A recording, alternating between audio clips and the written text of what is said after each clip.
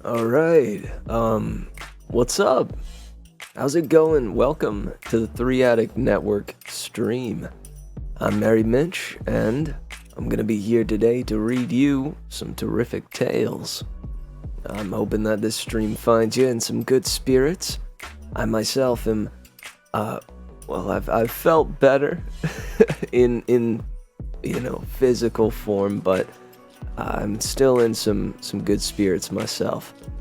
I did catch the virus, so I am, you can probably hear it in my voice even. I am kind of struggling, but regardless, same as last time, right?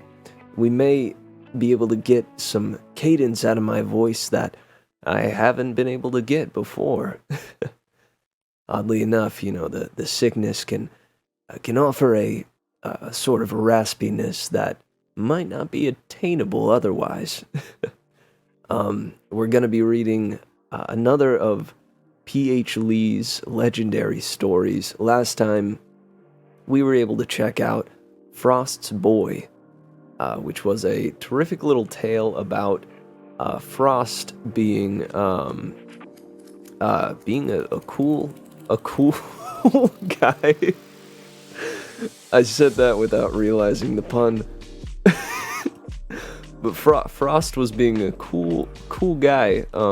Saw a baby left in the woods to die and was like, "Yo, you know what? The baby is too beautiful. The boy is too beautiful. I gotta save this one." So Frost raised the child itself, and the boy grew up to be kind of a doofus, kind of a jerk. Being away from human kindness and love and emotion, and only being raised by the cold, icy hand of Frost. Frost's boy ended up a jerk. He with his main drive to find beautiful girls and kill them. It was kind of a wild story. Turned out to be, at the end, I was shocked. Turned out to be the origin story of one Vanilla Ice. Believe it or not, who could have saw that coming?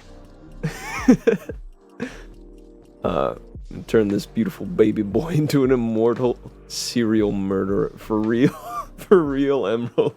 This is the anti-Batman and Robin thing. Yeah. His parents abandoned him in a cold forest. And then he became, frosty murderer. But that was quite the fun little romp.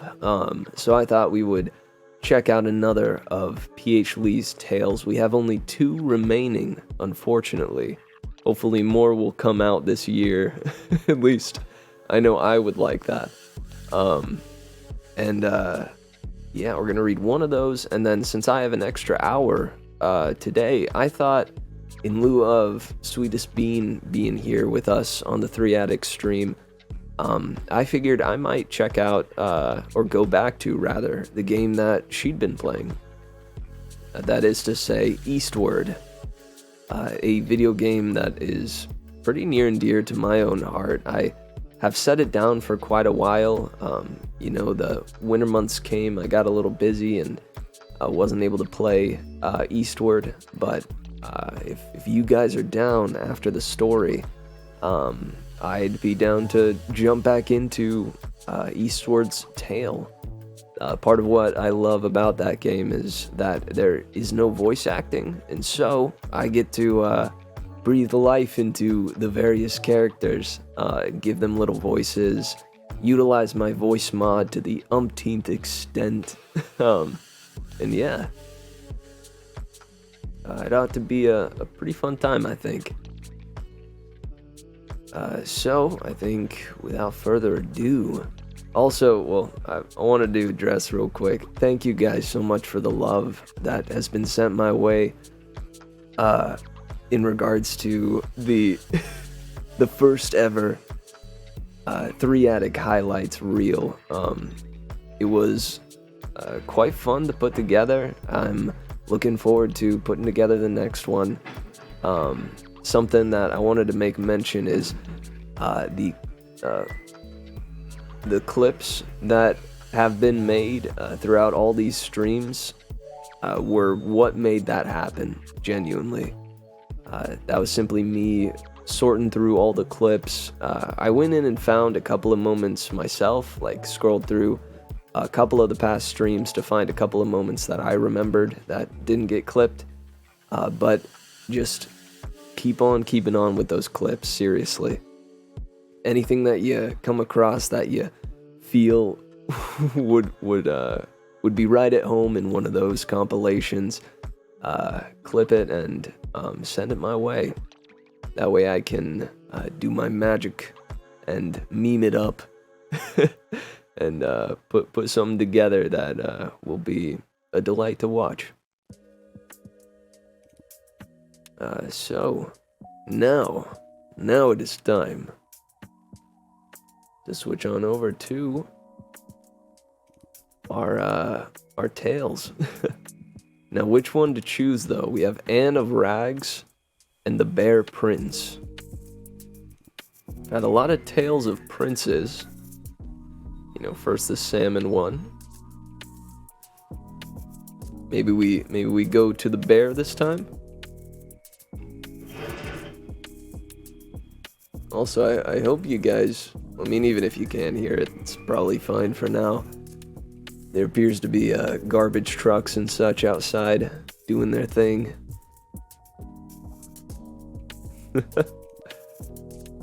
Which will be stranger. Let's read the little blurbs about him. So, Anne of Rags. I've heard it on the rumors that when the Tale Spinners Guild gathers in their secret places, a full half of them are sworn to never tell the truth. Wait, no. This is just the thing that is put at the start of all the stories. So I'm entirely not sure what Anne of Rags will be about. And same for the Bear Prince. Okay. maybe they could have put something else there. I mean, I do love that blurb that's at the start of each one, but it does not clue us in too heavily on what these stories will be about. We're gonna go Bear Prince. Let's do it.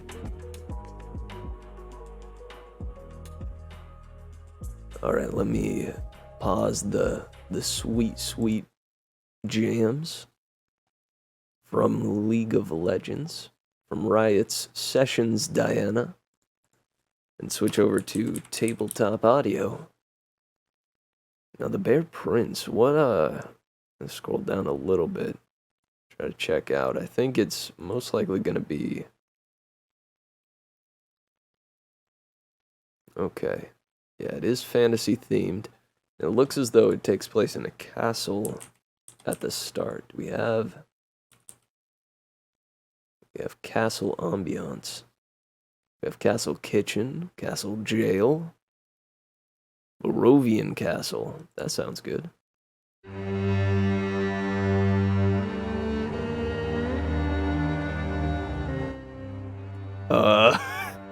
Maybe this one's too intense? Did not expect this one to be quite this intense.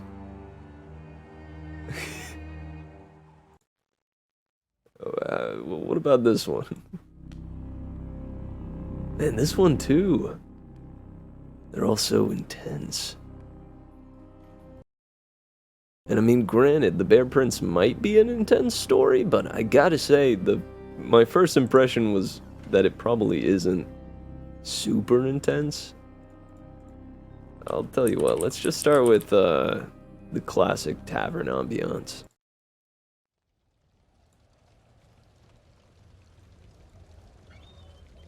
Nothing too intense, and then we'll switch over to those castle ones if things get heavy.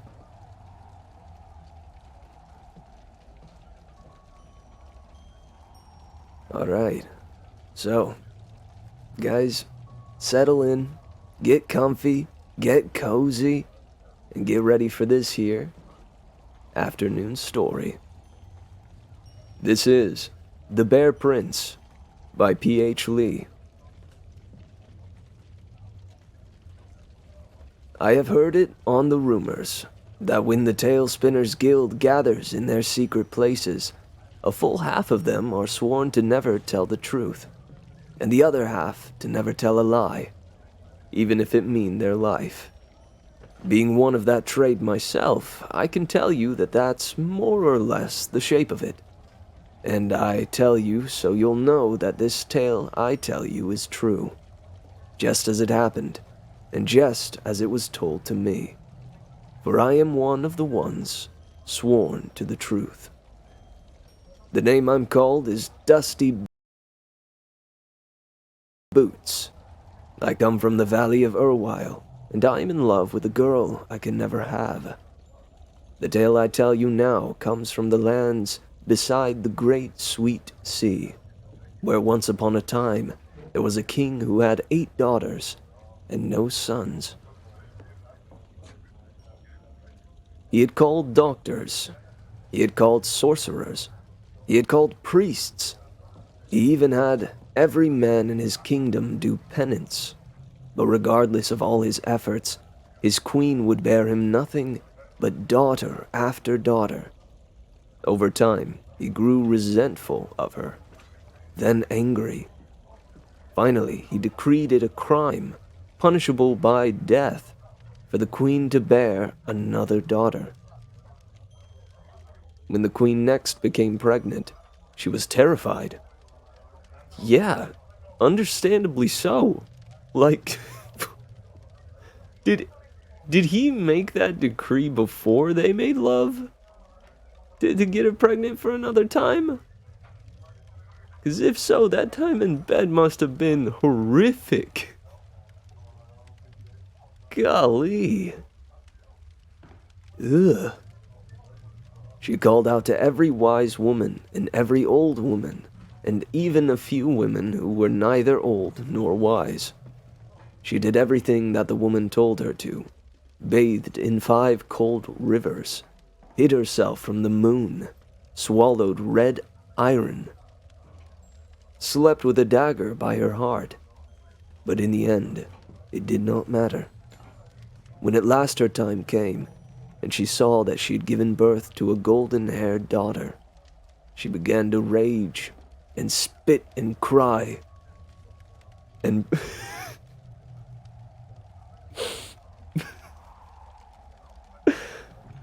sometimes I regret my decision to speak cleanly. That's all I'll say. I make an effort not to curse, just as a personal decision, but there are times when I regret it.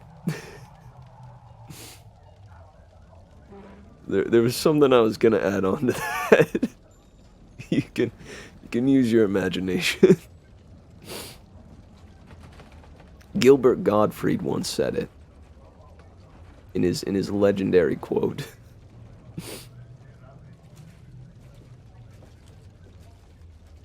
Please, she begged her midwife, who was both old and wise.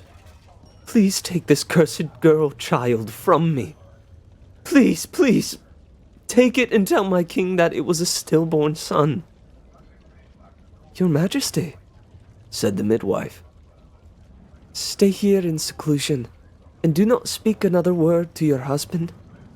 I will say that your health is tender, and you are not to be disturbed. As for the child, leave her in my hands, and you never need speak of her again. Perhaps if she had been a little less wise, the midwife might have thought to abandon the child, or drown her, or send her out with the huntsman to cut out her heart. And perhaps if the midwife had been a little less old, she would not have known where to take her. But this midwife was both old and wise, and a friend to the bears besides. And so she took the girl out into the woods, past all the places where the hunters and trappers dared go, to a family of bears that she had midwifed to the month before. And she said, "Hey, boo-boo, check out what's in this picnic basket."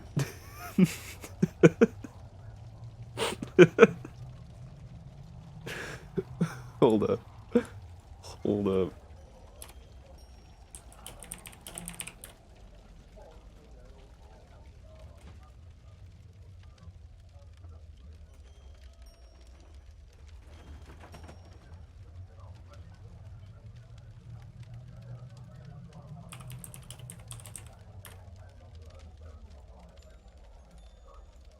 Alright, give me a sec.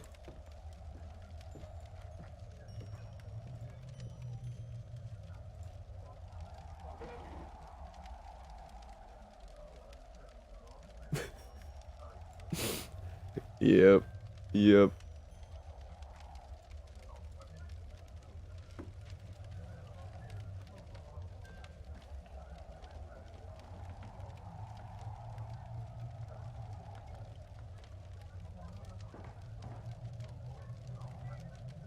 Okay, hang on.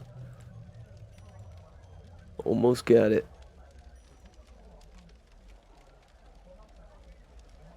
Oh, what? No. Hang on.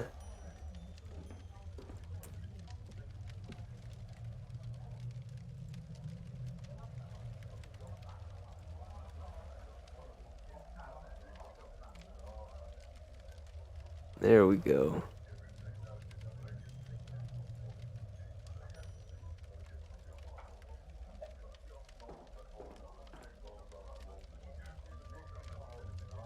There he is.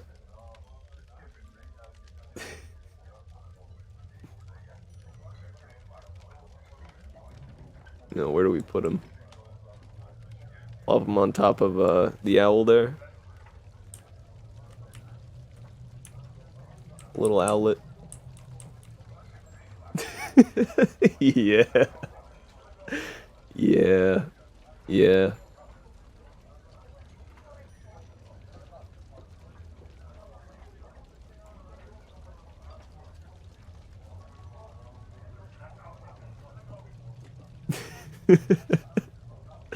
Oh, hey.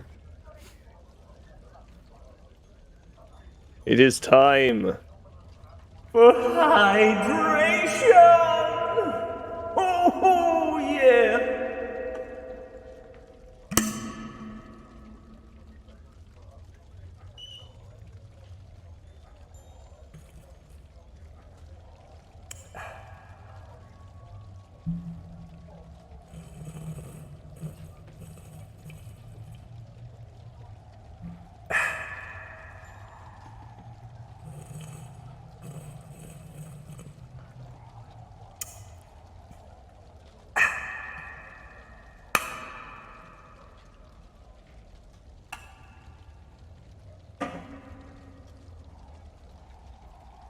This has been the water time. The time in which water.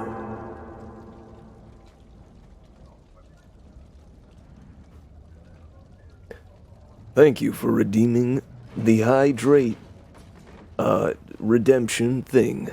This has been the water time. The time in which merrymitch consumes water.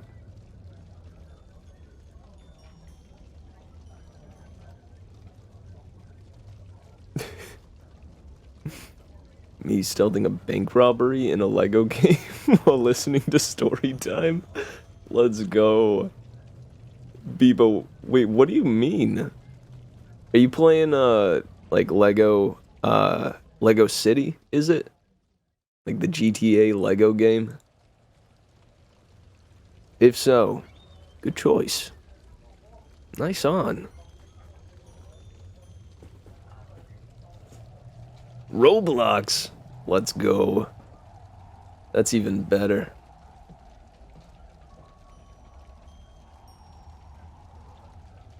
Alright, well, let the story time continue.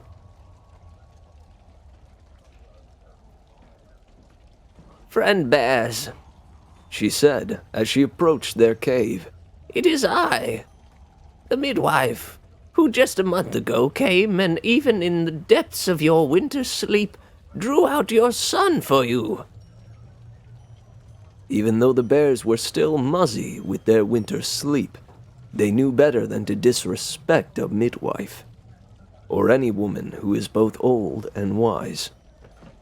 First, the father emerged, then the mother, and then, at last, their son, still tottering on new, uneven legs.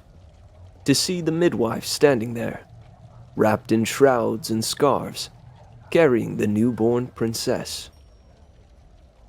"I have brought your son into this world," said the midwife. "And what's more, I have brought you and your husband and all the children of all the bears in this generation and generations before.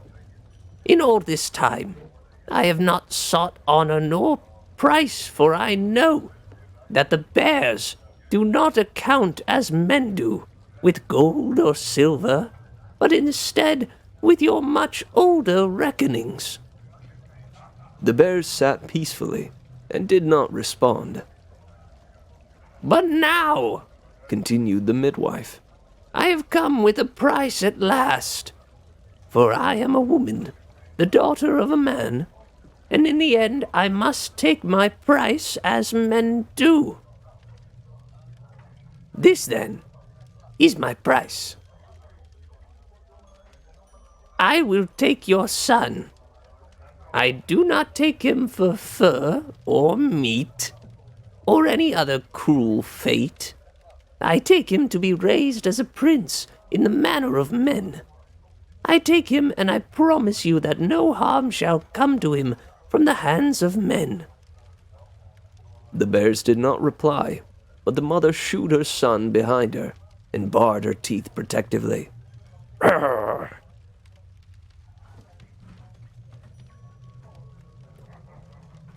"And I do not take him without recompense. In his place, I give you this girl, a princess, born this very hour in a royal court.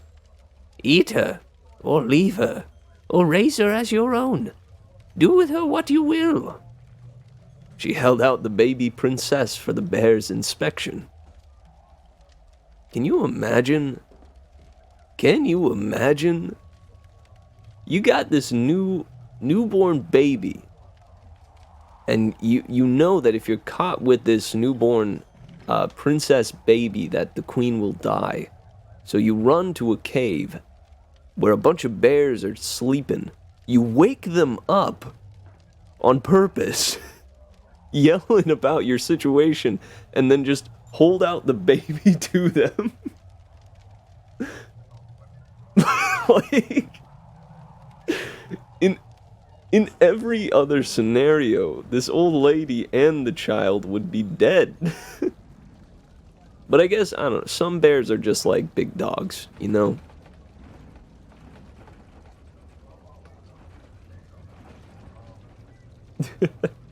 The bears will get them. I just realized. Who is, let's see.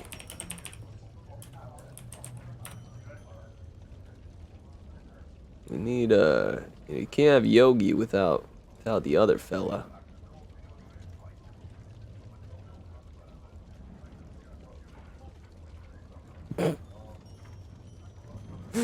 Oh, this one is good.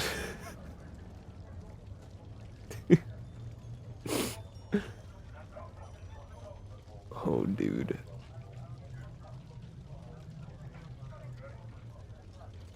Ah, no. Come on. Every time, man.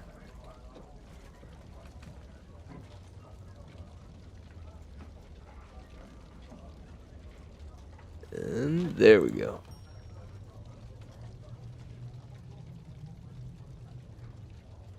Wait. There he is. There he is.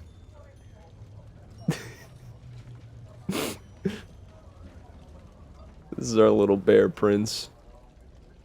Let's flip him horizontally so he can chill over here. How big should he be though? About yay big? We want him down here? You know, you can chill with me. What's up, dude? Let me see if I can give him a high five. Yeah. Boom. What's up? What's up, Boo Bear? Wait. Oh, wait. Yeah, check this out. Don't come back. Oh man. My fist bump was too powerful.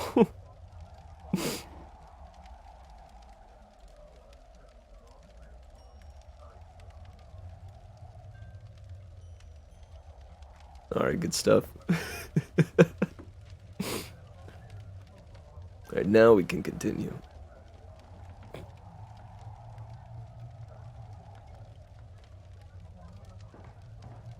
The father bear sniffed at the child, while the mother began to growl a threat at the midwife. "You dare to threaten me!" remonstrated the midwife. "I whom pulled you from your mother's womb and pulled your son from yours. I, who alone knows your bare names, that you will not even breathe to each other in the darkness of your winter sleep. You are a mother, and I know your mother's pain. But there will be other winters and other suns for you, and at my hands no less." The mother set her ears back and whimpered, but kept her son behind her. "Fine then," said the midwife. "See if you have the courage to maul me." She stepped gingerly behind the mother bear and exchanged the princess for the cub. The mother bear growled and snarled, but she knew better than to harm a woman who is both old and wise. You gonna check the Discord? What do we got? Yeah, what is this?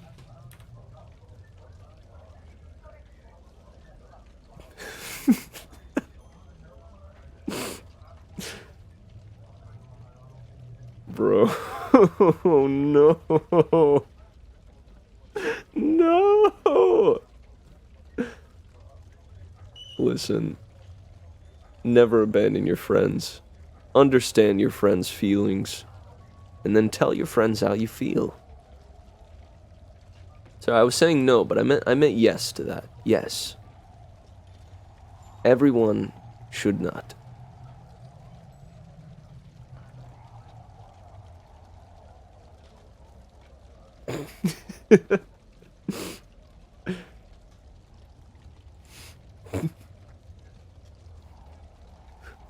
The midwife made her way out of the forest, carefully wrapping the bear cub in her shawl, shutting her ears to the morning yowls of the mother she had Vilomad?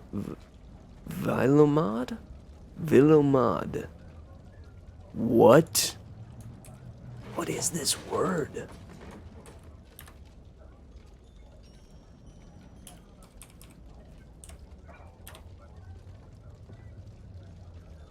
Viloma means against a natural order.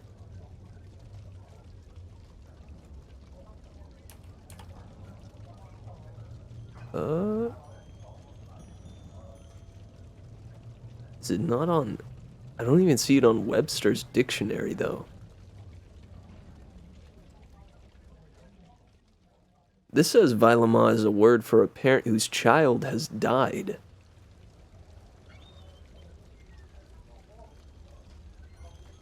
Borrowed from Sanskrit by a bereaved parent. What is Sanskrit?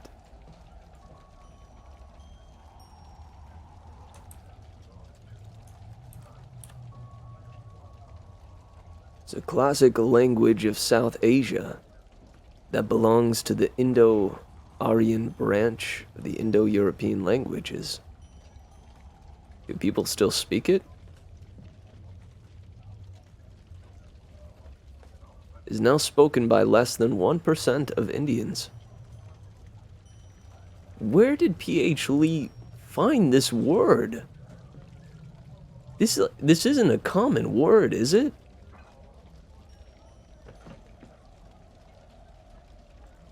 That's wild.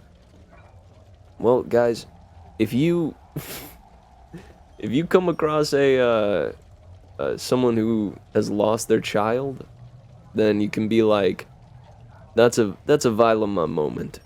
That's a Vilma moment. Man, Vilma moment. Am I right?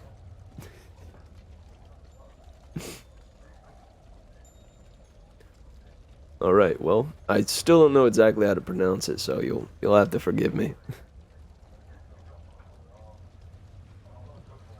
From the mother she had Vilomad, and the princess she had left crying in the snow. As for the cub, good as her word, she took him to the palace. As for the princess she left behind, our story now leaves her behind as well, although we may in due course learn of her fate.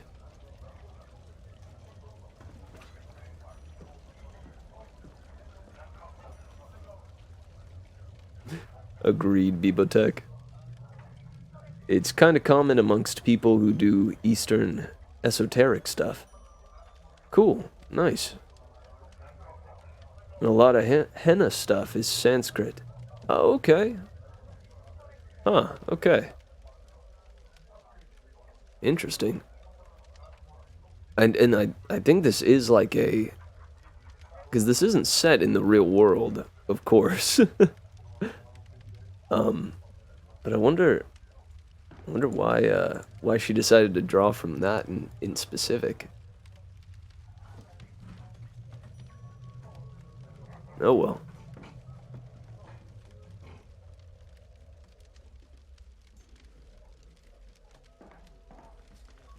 Hang on, let me get a sip of water.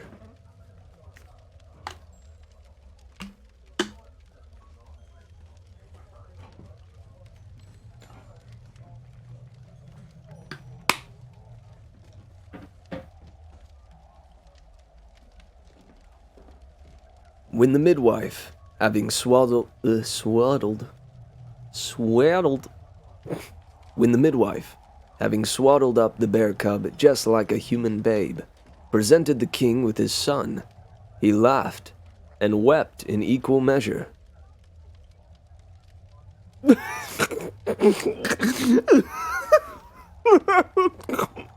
What a beautiful boy!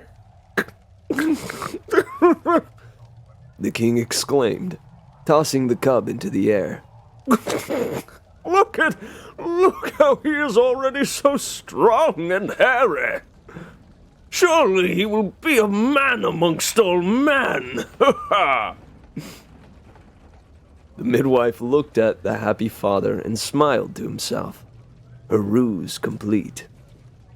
While the king's advisors, who knew very well what a bear cub looked like, shot each other anxious glances, even as they outdid each other in praise of the young prince. Dude, yeah, how is it that in each of P.H. Lee's stories, we got just beautiful boys?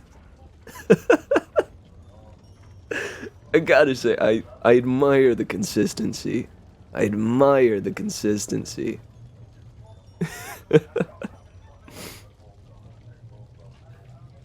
Likewise, when the prince's wet nurses began to complain of his sharp and nipping teeth, the king dismissed their complaints. He's just being spirited, the king would say.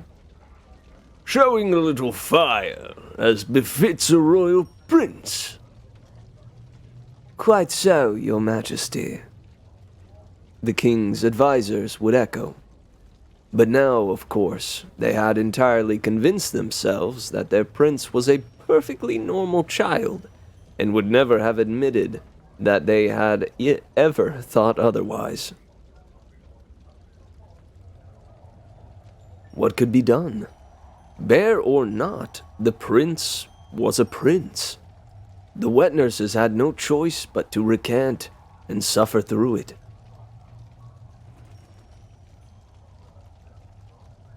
The boys are back. Sheesh! Sent you the bears? You sent me the bears? The bears?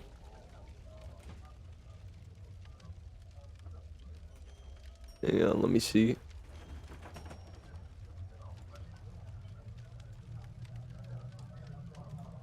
What is this? Oh. Oh yeah. Oh yeah. Alright, I'm alright with this. I'm sorry, Boo Boo. You gotta get out of here. Make way for... Wait, what? It's not going in. It's not... What? It's not wanting to add on to it.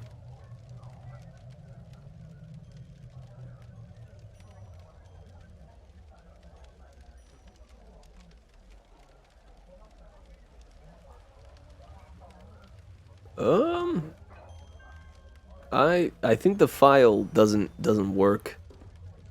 It needs to be a GIF or a JPEG. Bebo.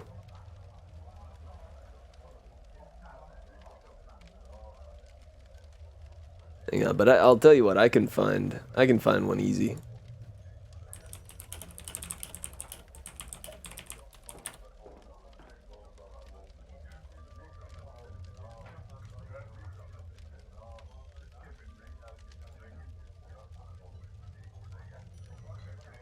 Wait, are there? Oh no. That's not a good GIF. Jeez Louise. Why does this come up for Bear in the Big Blue House? That's terrible.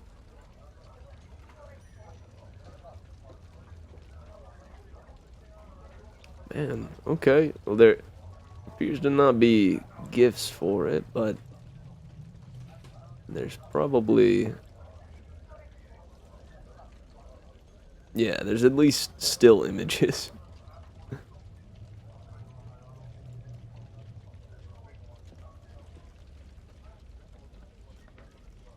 Alright, alright. And... Booyah! Bam! There he is. Alright, we're gonna get Boo Boo out of here. This is our true bear prince. Wait. Oh, yo? Yo, dog, you want... Oh. Psh. Ba. That's my dog. That's my dude right there.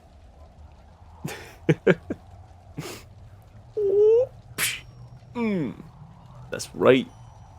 Me and Bear. Is that his name? Is his name just fully the title of Bear in the Big Blue House, or did he have an actual name?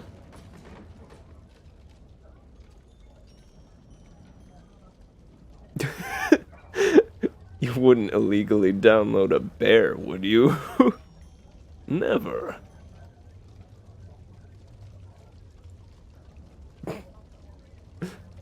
Dude. Beautiful little guy.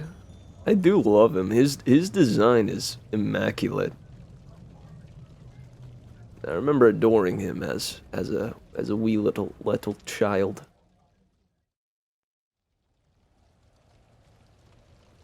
Alright, back to the story. It was much the same when, years later, the young prince mauled his tutor. "A prince," explained the king, "is a true man. Not at all like you fuddling scholars. Like all true men, He has a natural contempt for study, which it is your business to overcome. In fact, if you had not been so boring, I'm sure you would even now be whole and healthy. Quite so, said the king's advisors. Such a man is our prince. The scholar, of course, did not respond, even if he had been able, and with his chest rent open by the prince's claws, he was far from able. What could he have said in his defense? Bear or not, the prince was a prince. Tutor after tutor had no choice but to submit and die. With no one to rein in his impulses, he wandered the halls and passages and secret places of the palace as well, leaving behind a wake of claw marks rent into the walls and servants. He even found secret passages between the palace and the town around it, where the peasants and freemen were shocked to find a finely appointed bear rummaging through their stores and houses. Dude, I just love this concept of just this, because it's just a plain bear. I thought for sure, since this was a fairy tale, that the bear would, end up on its hind legs, being all pish-posh about princely duties and such. But nah, it's just a bear. They've just let a bear roam through the halls of their castle. Hey, oh, no offense. No offense, big guy. Listen, I didn't mean any offense. Come on. Don't look at me like that. Oh, also, sorry, over on my channel, Blue Panda, dude, it's, I'm glad to have you in the stream. And hey, hope you're enjoying it. I apologize. I am not keeping as close an eye on, the chat on my stream, as we are over on the 3 Attic Network stream, primarily.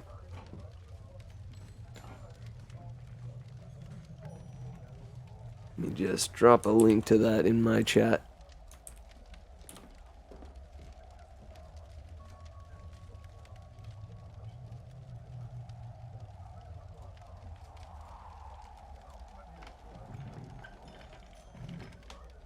Made in Russia.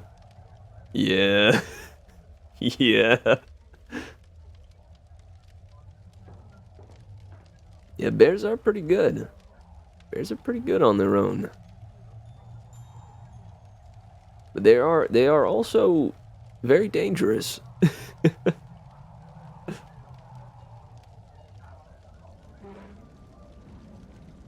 Let's see.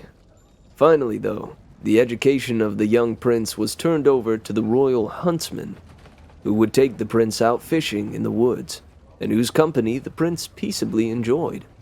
And the whole of the royal court found at least a measure of relief.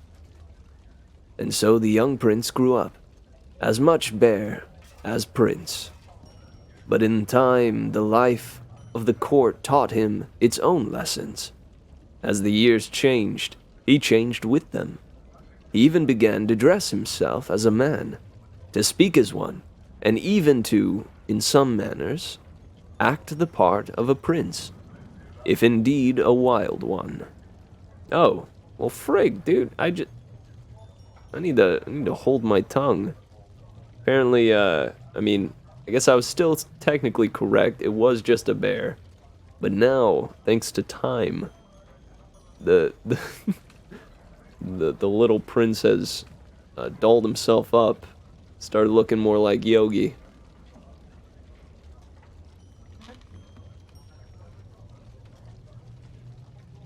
By the time the prince had reached his 12th year, with another year beside, his mother the queen had died, and his father the king had remarried to a fine-haired daughter from over the load. This was, to our prince, a matter of no particular consequence. Rather, it was in the next year, as the weather became more rain than snow, when the young queen gave birth to a son, that the prince's entire life began, unbeknownst to him, to change. When, this time, the king held his new son in his arms, he marveled at the child.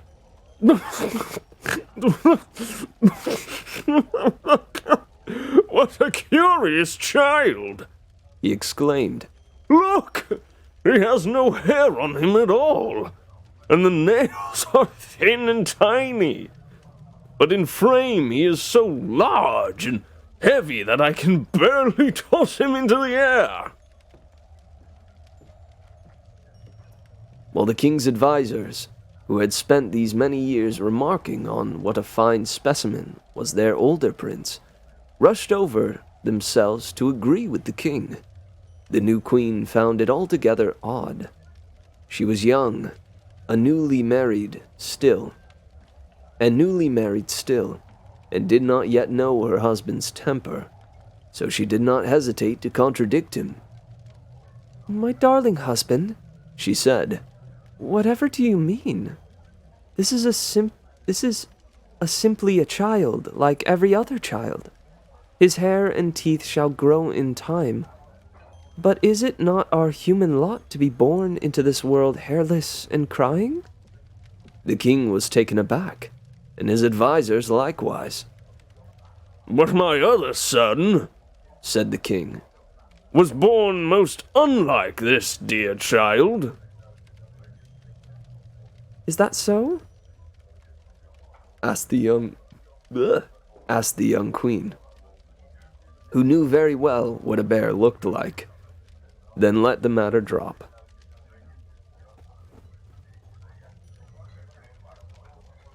You made bear in the big blue wrapper? Excuse me? Oh, oh boy.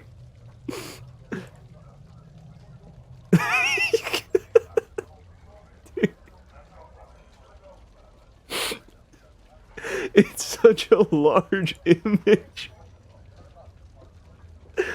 I didn't think he would pop up quite so in our face. Sick. We'll leave that on the other tab, just in case we need to revisit it. Thank you, Bebo.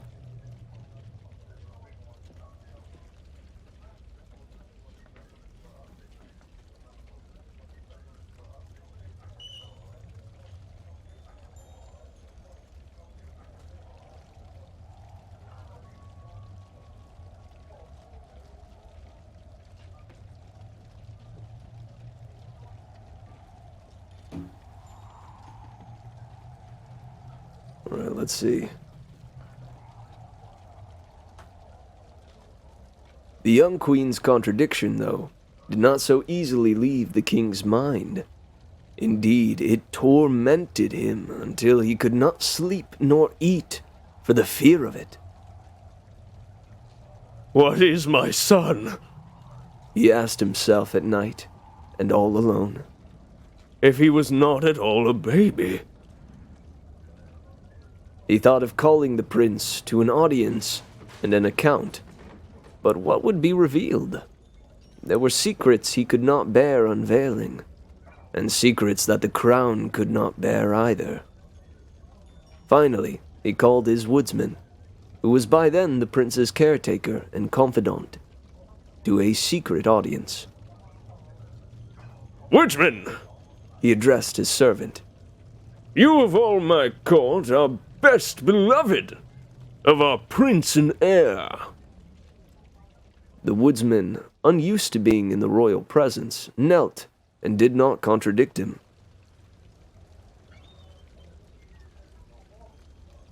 Knowing our prince as well as you do, have you perhaps noticed anything odd about him? About his body and his behavior? "Oh, no, your majesty," replied the woodsman, who knew full well that the prince was a bear, and had always assumed that the king had intended it that way. "Other than the spot of the mange a while back, he's as healthy as can be." The king breathed out, relieved at least halfway. Still, he pressed on. "And there's nothing particular about him. Nothing that would give you pause to have him as the heir to the throne?" "Oh, no, your majesty, no," replied the woodsman. "He's good. He's as good and healthy as a bear. He's as good and healthy a bear as I've ever known." Uh-oh. Uh-oh. Oh shoot, I just realized. He's a prince. Hang on. We need a crown.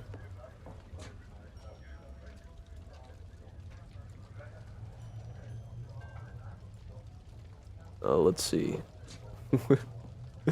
Oh man. Yeah, this one will do.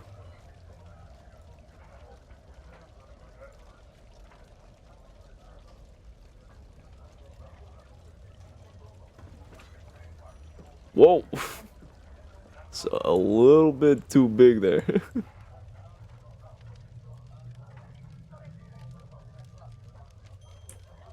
Let's move it down, please. Whoa, too far.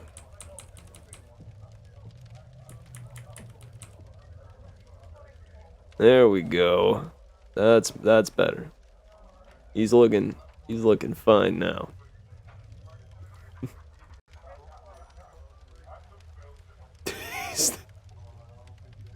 People, please. Is this the fresh Prince of Bel-Air? I don't know. What do you think? Yeah.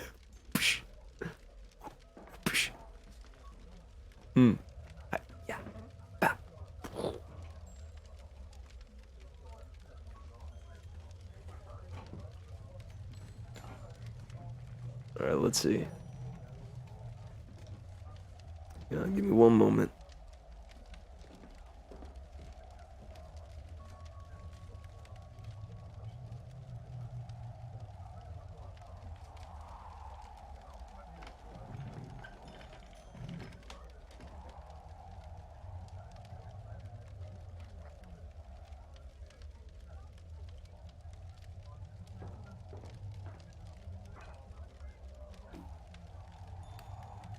Right on. Apologies, I had to take that message. This Dane Cook levels of comedy. Let's go. Alright, now, it's been revealed to the king that his son is, in fact, a bear. Let's see see how he responds. When the king heard his woodsman say out loud that his son, the prince and heir, was a bear, he fell into a dead faint, and when he awoke, he was not much better, tossing this way and that, murmuring to himself. His doctor set him to bed rest, and a diet of thin broths, but even then it took until the third day for him to be well enough to understand the whole of his situation.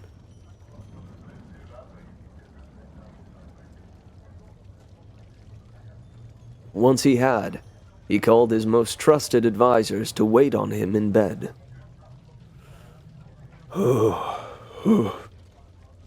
Gentlemen, He said when they all had arrived. it seems that we have been these many years deceived. My eldest son, the crown prince and heir to all my lands, since his fortunate birth, the apple of my eye, is not in the end my son, or any kind of prince. prince at all. He is rather a bear. I see now clearly, continued the king.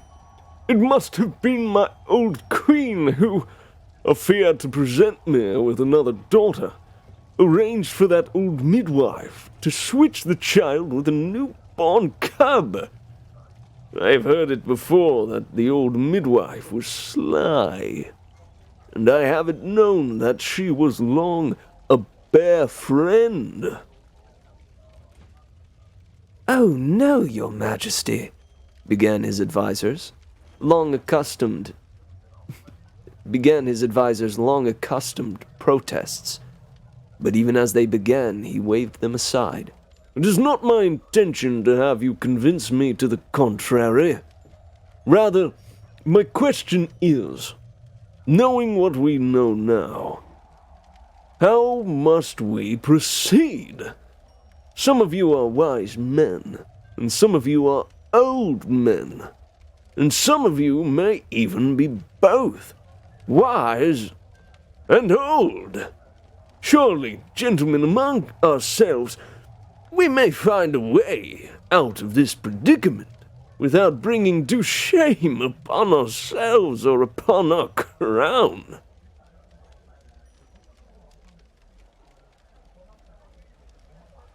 At once, the king's advisors agreed that there was nothing for it but to arrest and execute that wicked midwife.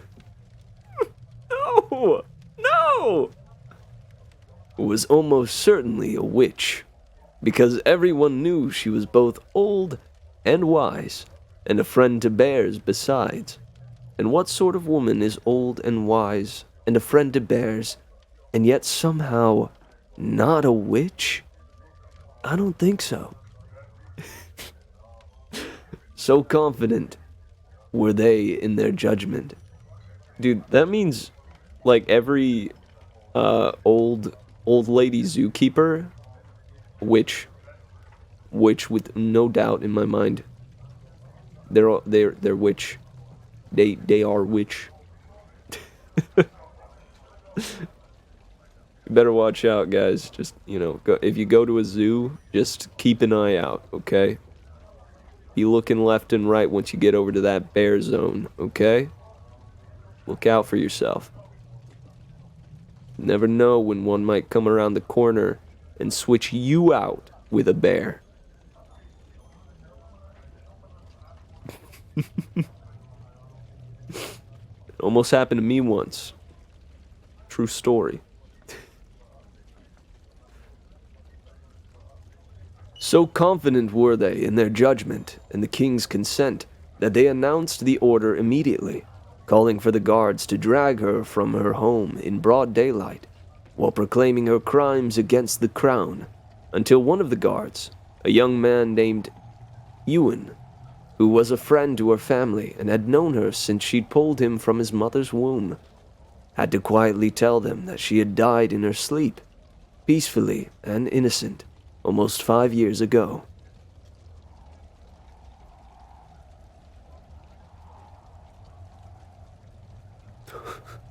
Kingy, no! Oh, man. Why'd they have to go and do that?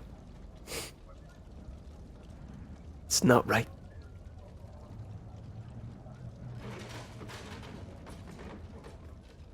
Oh, also, your toolbar is on stream. I don't know how that is the case.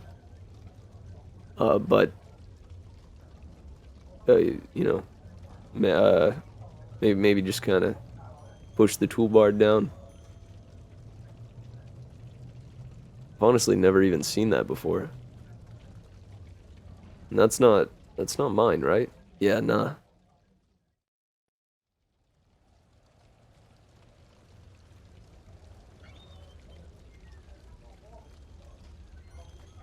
Hey, nice. Thanks, Kingy. Yeah, man, I try to keep an eye on things. Nah. I have it cropped out. keep these croaked.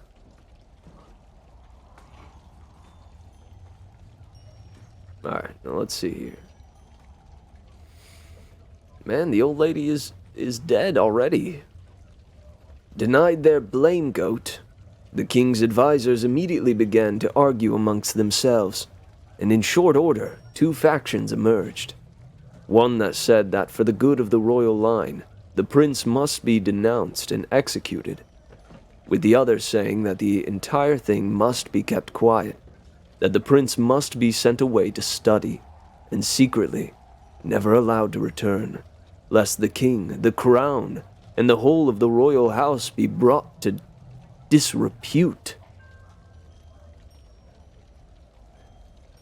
Oh, am I gonna join the Don't Starve stream? I may for a while. It depends on how I'm feeling, come the end of the stream. You know, I'm bringing all my energy, everything I got, right here to my segment, so we'll see how I'm feeling afterwards. But I imagine I'll at least hop on for like 30 minutes or so. Yeah, bear in mind, I don't know a lot about Don't Starve. I own the game, but I am very ill knowledgeable about it. My Don't Starve skills are slim to none.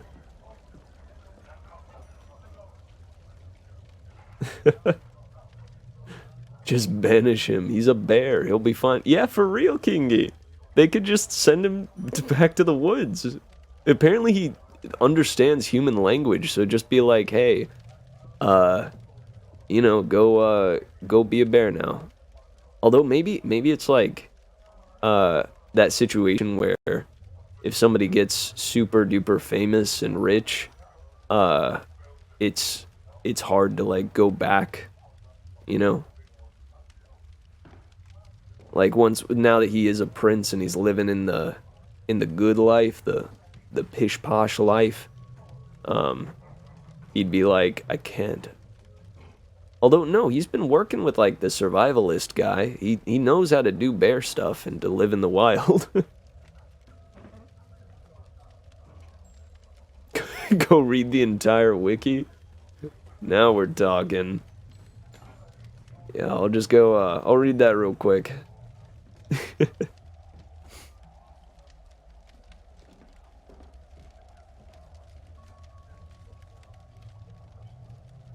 Alright, let's see.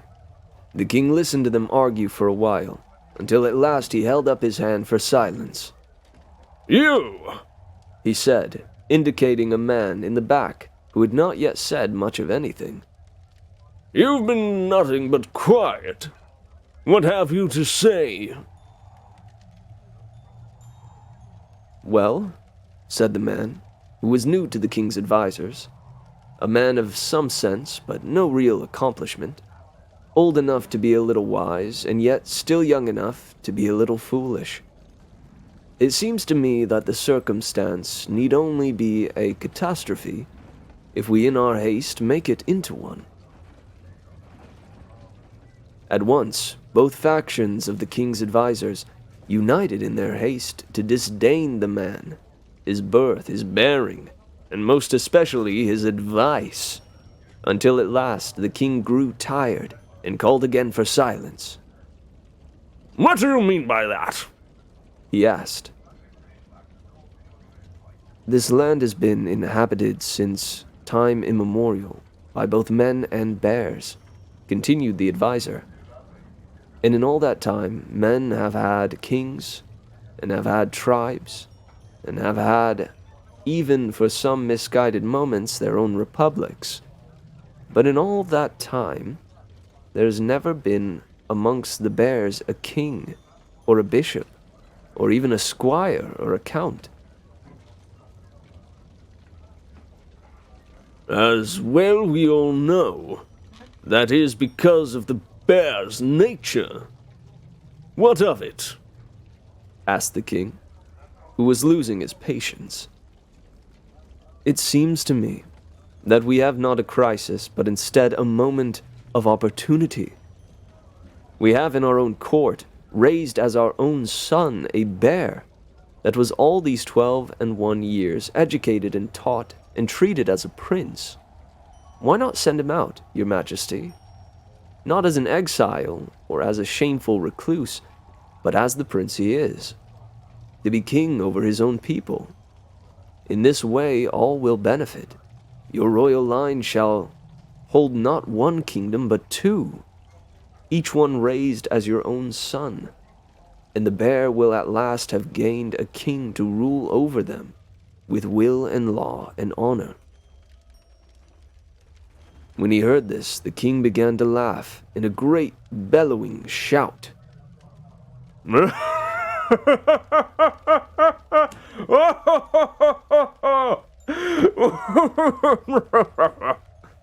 He laughed.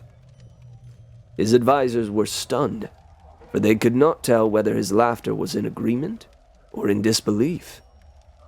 Finally, at last, the king stopped laughing. It's brilliant, He said, and we shall carry it out forthwith.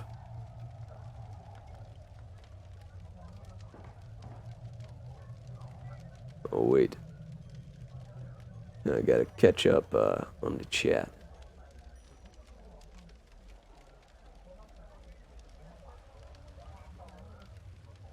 Once you've lived the life of a royal bear, no one will ever believe your stories. No. Completely discredits you amongst the bear. Proliterate. Oh, man.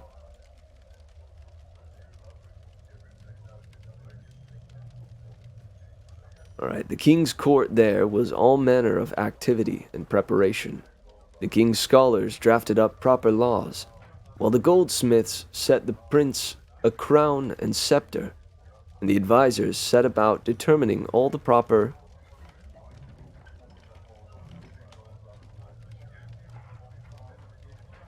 hold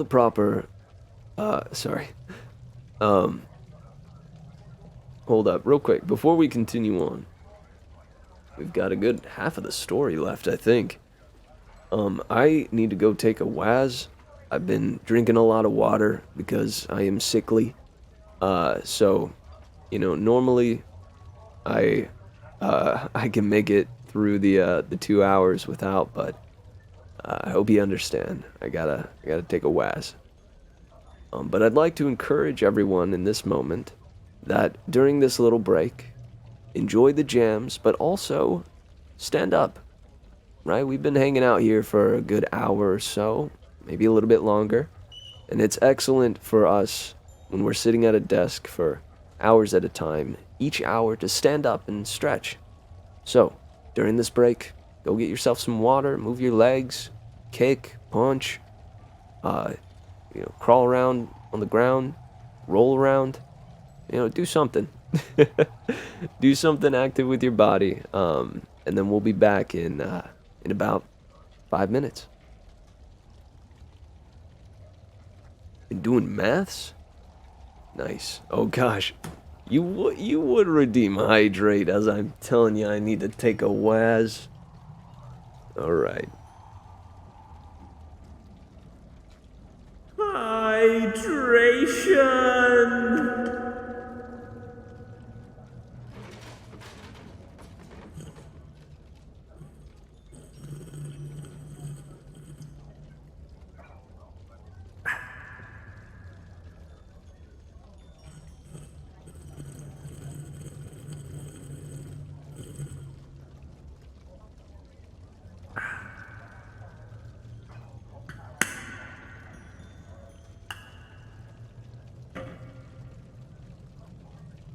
This has been the Hydration Station.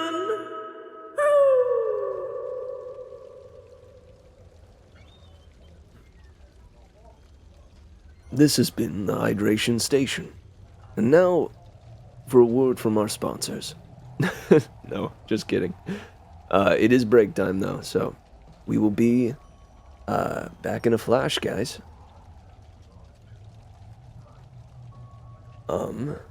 Yeah, Again, give me about 5 minutes. Be back soon.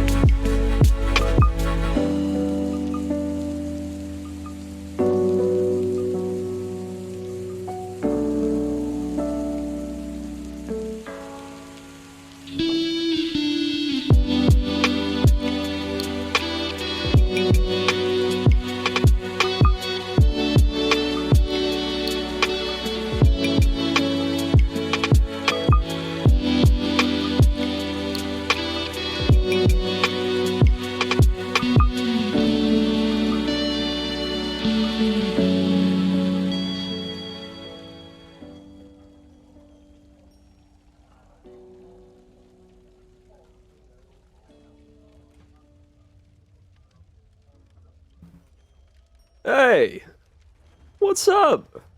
Shoot, when did you get here? Hey, I'm back. And I see a lot of hydrates were redeemed there, Bebo, so I will humor you. Don't worry. Let's see here. A little, hydration.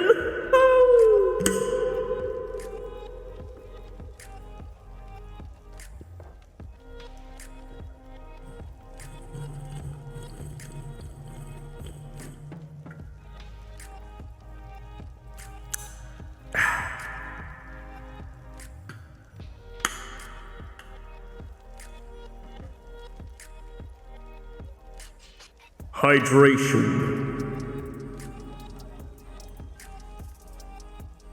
Hydration.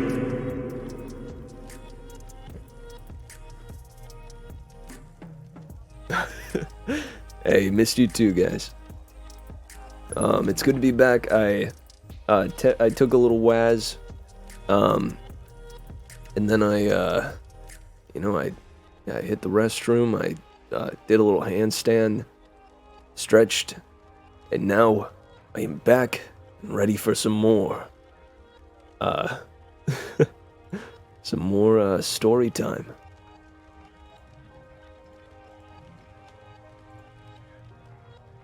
All right.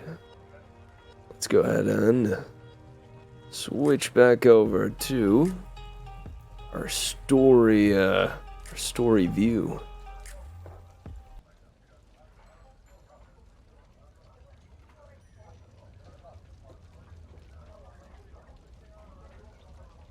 All right, so last we saw, there was an idea given to the court by a new member of the king's posse, who said, hey, instead of banishing the bear prince, why don't we let him do his bear prince thing and, be a bear prince. The idea being that if the bear prince goes and becomes a king to his bear kind, then the current king will then be able to rule over both bear and man. So let's see how that goes. I guess it's probably a better gig than being banished, In the king's court, there was all manner of activity and preparation. The king's scholars drafted up proper laws, while the goldsmiths set the prince a crown and scepter, and the advisors set about determining all the proper legal basis for the prince's claim. The king, who had before been happy to leave his son in the company of the woodsman, even began to take the prince aside and offer him advice on kingly conduct. Neither the king nor any of his advisors, though, were willing to risk the prince's wrath, so in the end it fell to the old woodsman, the prince's one friend at the court, to take the prince out to the forest to be a prince among the bears. He woke the prince early in the morning, and waited while the prince's surviving nurse dressed and combed him, and kissed his cheeks, and told him to be a good king. After she was done, the woodsman led the prince out of the palace, past the moat in the castle town, into the forest, across the now frozen streams where they had fished away many days together, out into the country of the bears, in the dark heart of the woods, where no man goes. But old wise women go all the time to party. When the prince and the woodsman had arrived in the dark heart of the forest, the woodsman stopped them in the shadow of a ragged old pine. The woodsman looked this way and that, unwelcome here and knowing his unwelcome, and then finally to the prince, confused and no small part afraid. The woodsman fumbled inside his satchel. His hand first came to rest upon his knife, which he held for a moment before he tossed it to the ground. "Yeah, it might be kinder," he said to himself as he pulled out the scrolls of the law, the silver scepter, and finally the golden crown inscribed for Rex Omnium Ursorum. Rex Omnium Ursorum.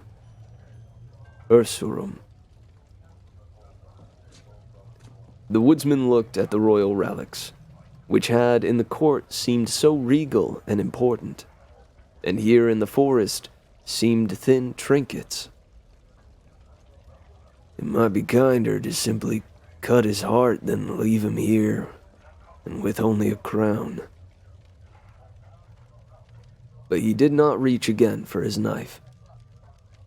Instead, he lifted up the crown, all gold salmon and arrayed with rubies, made like berries, and silver made like trees.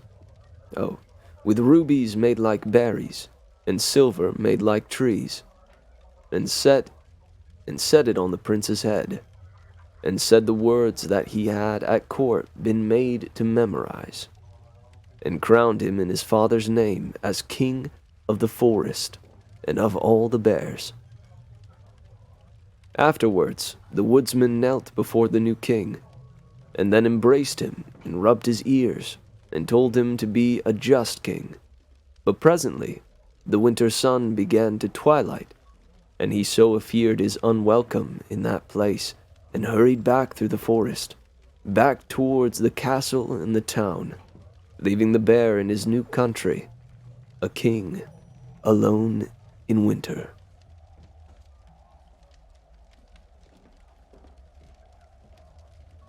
The new king wandered this way and that, looking for something to eat and finding little, until at last he chanced upon a well-appointed cave.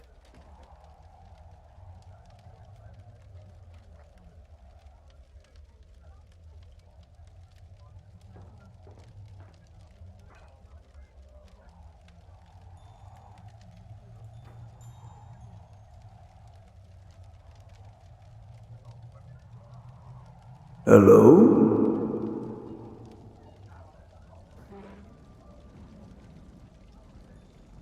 He said into the cave.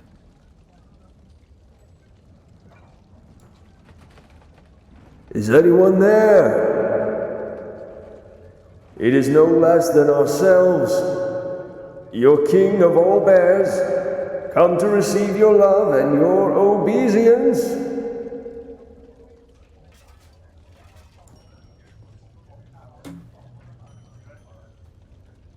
But it was now the dead of winter, and all the bears were in their winter sleep.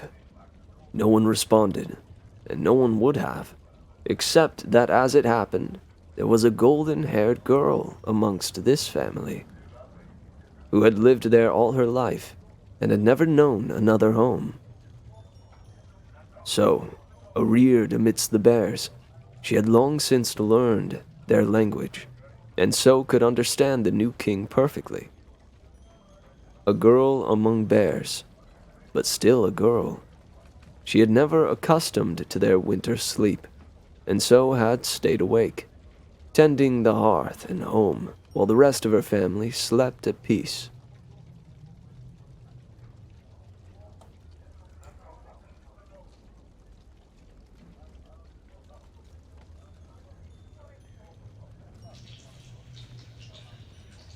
Who are you?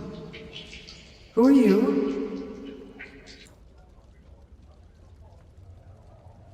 Asked the golden-haired girl. And why are you still awake?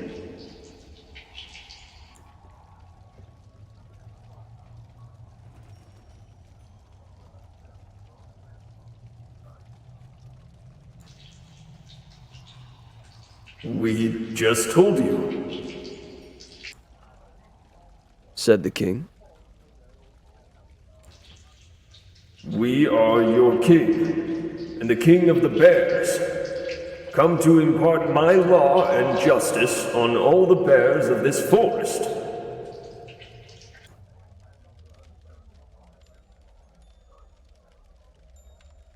He looked at her uneasily, then added,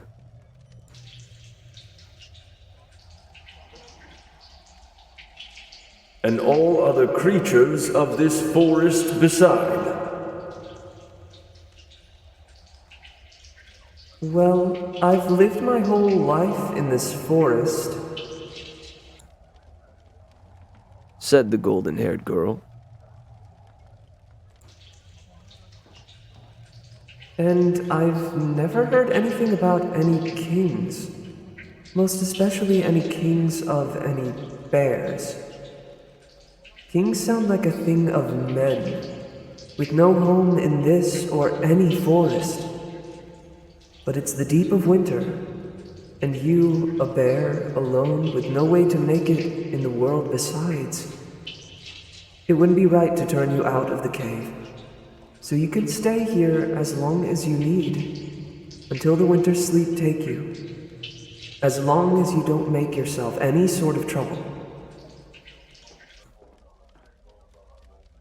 She looked at him, and seeing him not nearly fat enough for winter, added,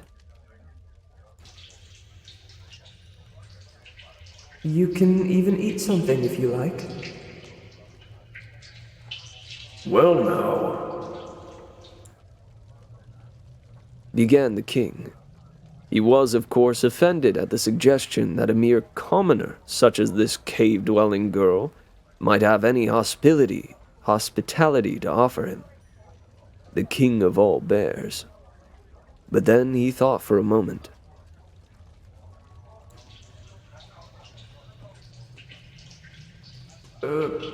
perhaps it is better. He told himself. That I should start my reign out on the right foot, to accept this in the spirit of submissive tribute that is clearly intended. Yes, He concluded.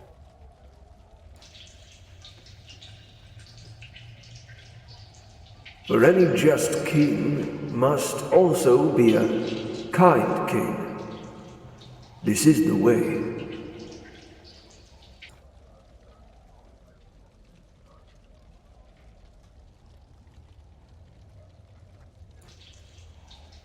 We accept your offer. We accept your offer of tribute in the loyal spirit it was intended.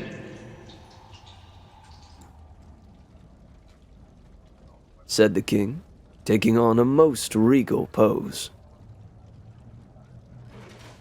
The golden-haired girl, who had already turned her attention back to her winter pottage, startled in response.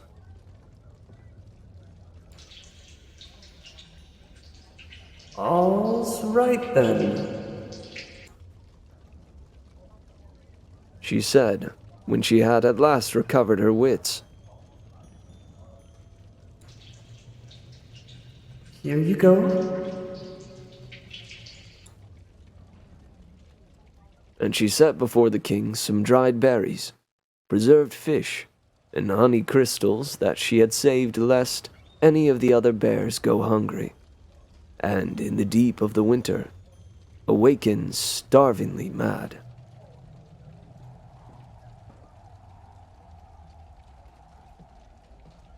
The king sniffed at her offerings, then reared up offended.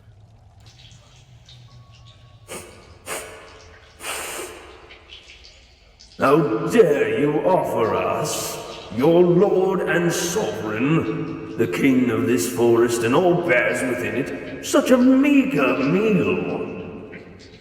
This is nothing more than some dried out fruit and side of rotten fish, with honey unneeded and left for waste.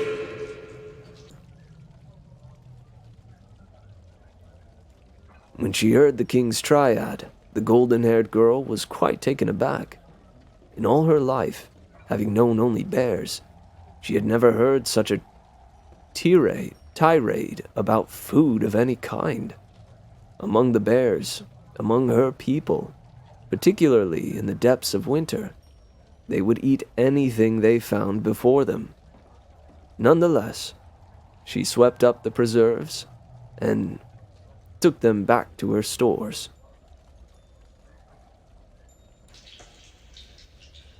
Well then, if that doesn't suit you, If that doesn't suit your majesty, Corrected the king. if that doesn't suit your majesty, you're welcome to have some of my simple pottage. It's no more than roots and grasses stewed to the death of them. But there is enough to share, and I would share it with another bear, even if there weren't.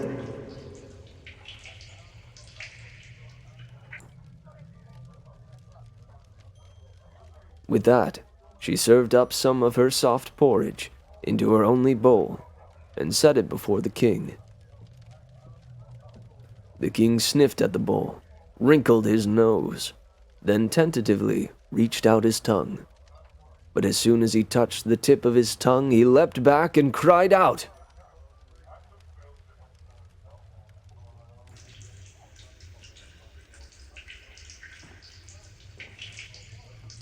Oh! My tongue is burnt! Are you trying to murder me? This is far too hot. Surely if I ate it, I would die.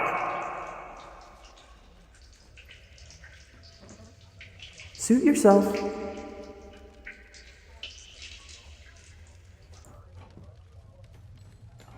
Said the golden-haired girl, and sat down to eat the bowl of pottage on her own. Suits me just fine, against the winter's chill.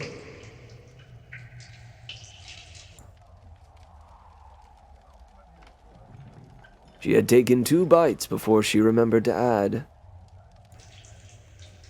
Your Majesty.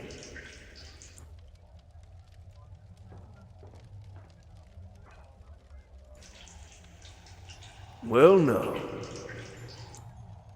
said the king, after he had stuck out his tongue and waved it around in the cold air.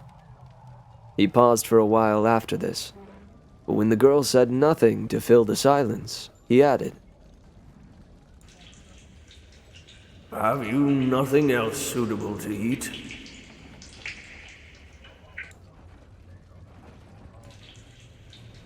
What would be suitable for you to eat? asked the golden-haired girl. Your Majesty. A civet of smoked hare. Said the king. Or perhaps a loin of veal, all studded with silvered almonds? Would it be too much to ask for a pie of whole roe deer? One would suffice, surely. Failing that, perhaps a simple stew of plums and rose water, with some of that southern cheese that's gooey on the inside.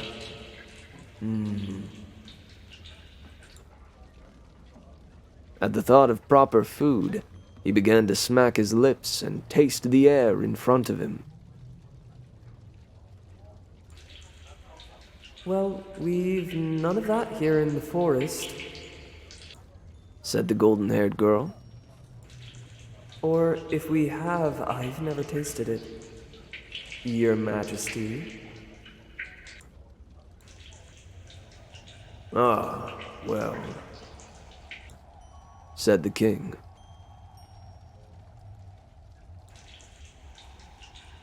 If there's no food here that suits you,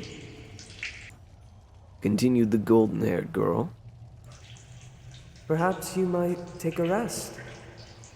Even if the winter sleep is not your custom. Since you are a bear, you may as well make use of this cave's warmth. Well, said the king. I suppose there's no harm in it. And I am, after all, today, quite tired. He began to think back at all that had already happened today, but then stopped. It did not bear thinking about.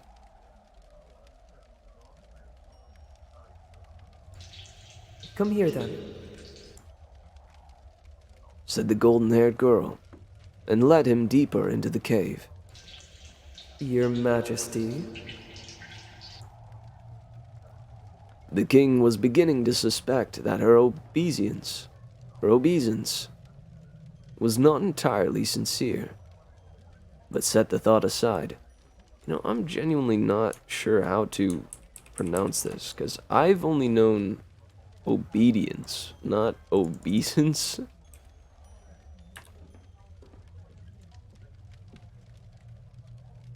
It is a word. Deferential respect. Obeisance. Obeisance.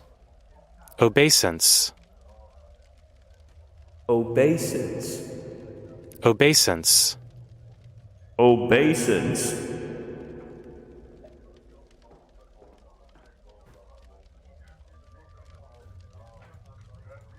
There we go. Now I know how to pronounce it.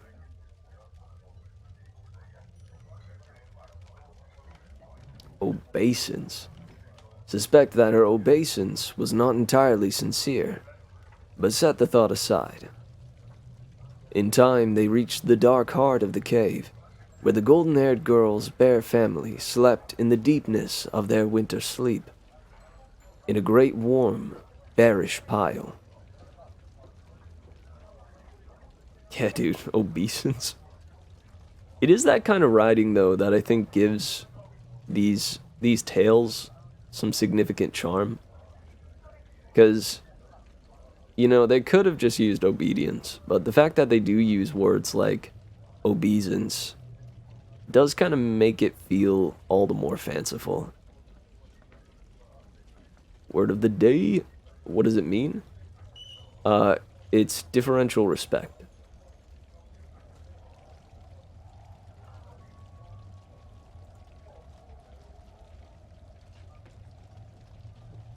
So it's not necessarily like strictly the following of a command, but it is, like respect. Sardaldom? Yo, that's fantastic. Sardaldom.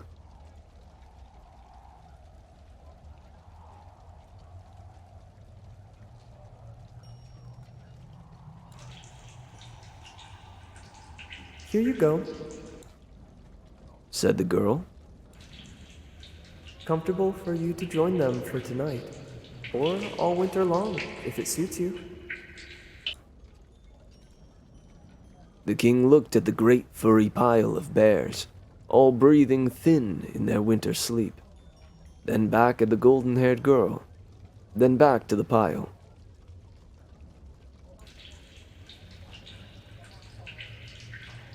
Do you truly expect us, the true and regal king of all bears, to lie down in a pile of wild animals, covered in all manner of fleas and parasites? I have borne you insults up until now, but this is truly beyond. Your Majesty. She interrupted him, trying to keep her voice low as to not wake the bears. Please forgive my impertinence. Let me offer you instead my own bed of moss and straw. Perhaps you will find it more to your liking. She gestured towards her own bed. Not really a bed at all. More of a disorganized pile in the corner of the cave. Dude, I just thought about this. How'd this girl learn the English language?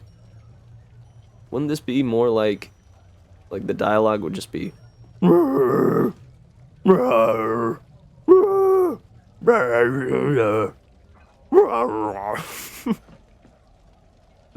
are they talking in bear, do you think? I kind of like to think they're just like yowling at each other.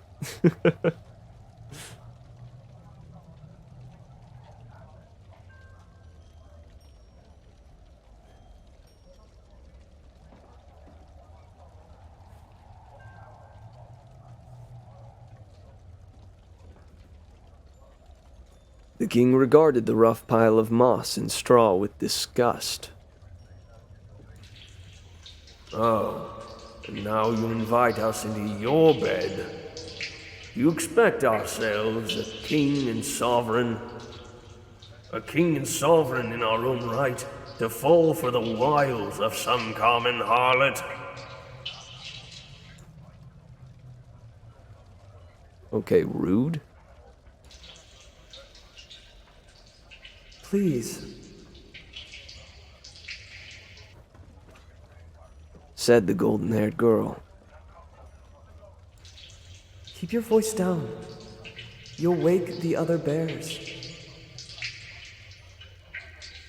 And why should I care if some common peasants can sleep or not?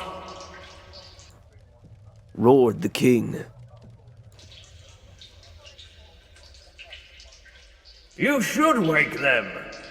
Wake them now, so that they may bow before us, their new king, and swear to us their eternal loyalty. I don't think that's a good idea. Protested the golden-haired girl.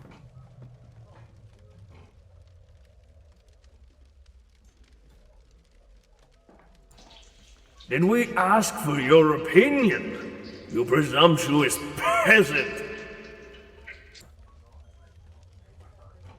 Snapped the king and walked over to the pile of still sleeping bears. Angry, he began to cut and cuff and chastise them. Wake up! Wake now! Wake now and pay fealty to your liege! Please, Said the golden-haired girl. stop! You don't know what you're doing. But the king did not listen. He kept hitting the bears.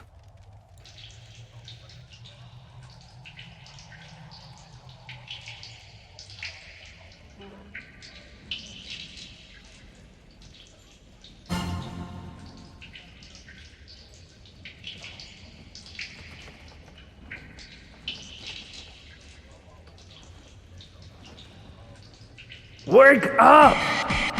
Wake up! Wake up! Your king demands your attention!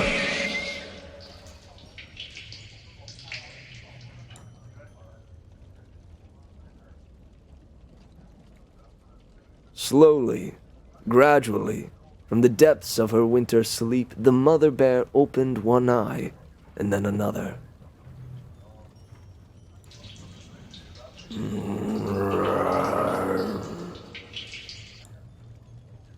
She roared gently, and then again louder. When the king's paw came down to strike her again, she brushed it aside with such force it knocked him off his feet, sending the crown clattering away. Ka-cling, cling, cling, cling, cling.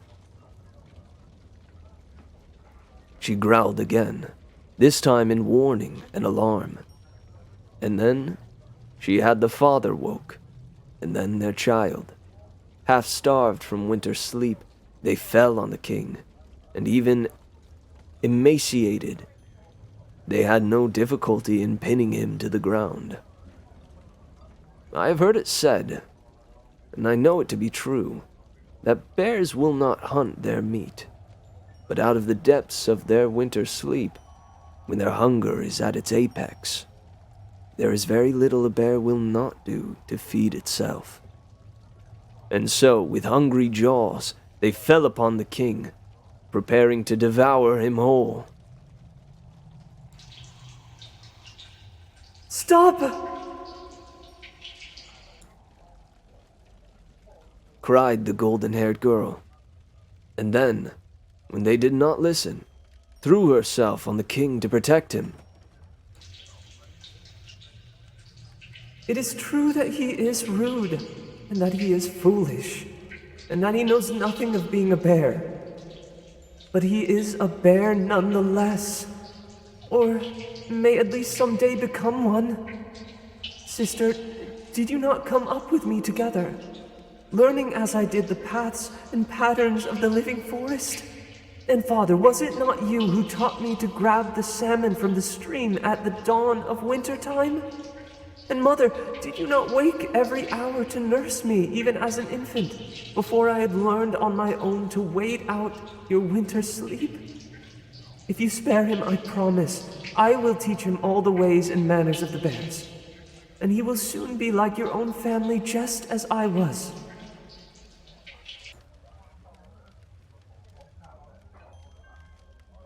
I do not know why the golden-haired girl, on that day, showed such mercy, throwing her own life for a bear she had only just met and did not particularly like. I wonder if she even knew why. In that moment, she acted as she did. Perhaps one of you will know the answer, or perhaps it shall remain a mystery to us all. Regardless of her motives, the bear, even in the depths of their hunger, the bears, even in their depths of hunger and their rage, recognized their own daughter and recognized her desperation. One by one, they slowly backed away, stopping to nuzzle and kiss her, before returning in their great pile to sleep away the darkness.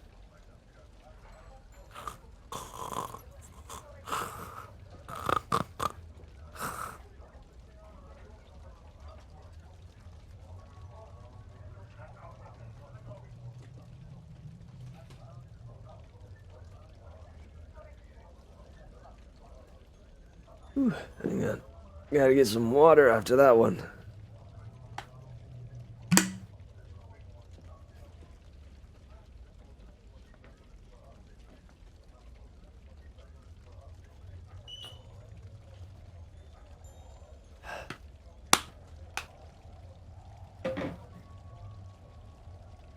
Oh, all right.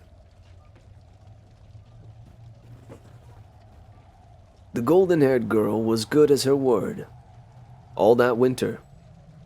Then through the spring and summer. Then year after year. She went out with the king into the forest and taught him all the ways and manners of the bears.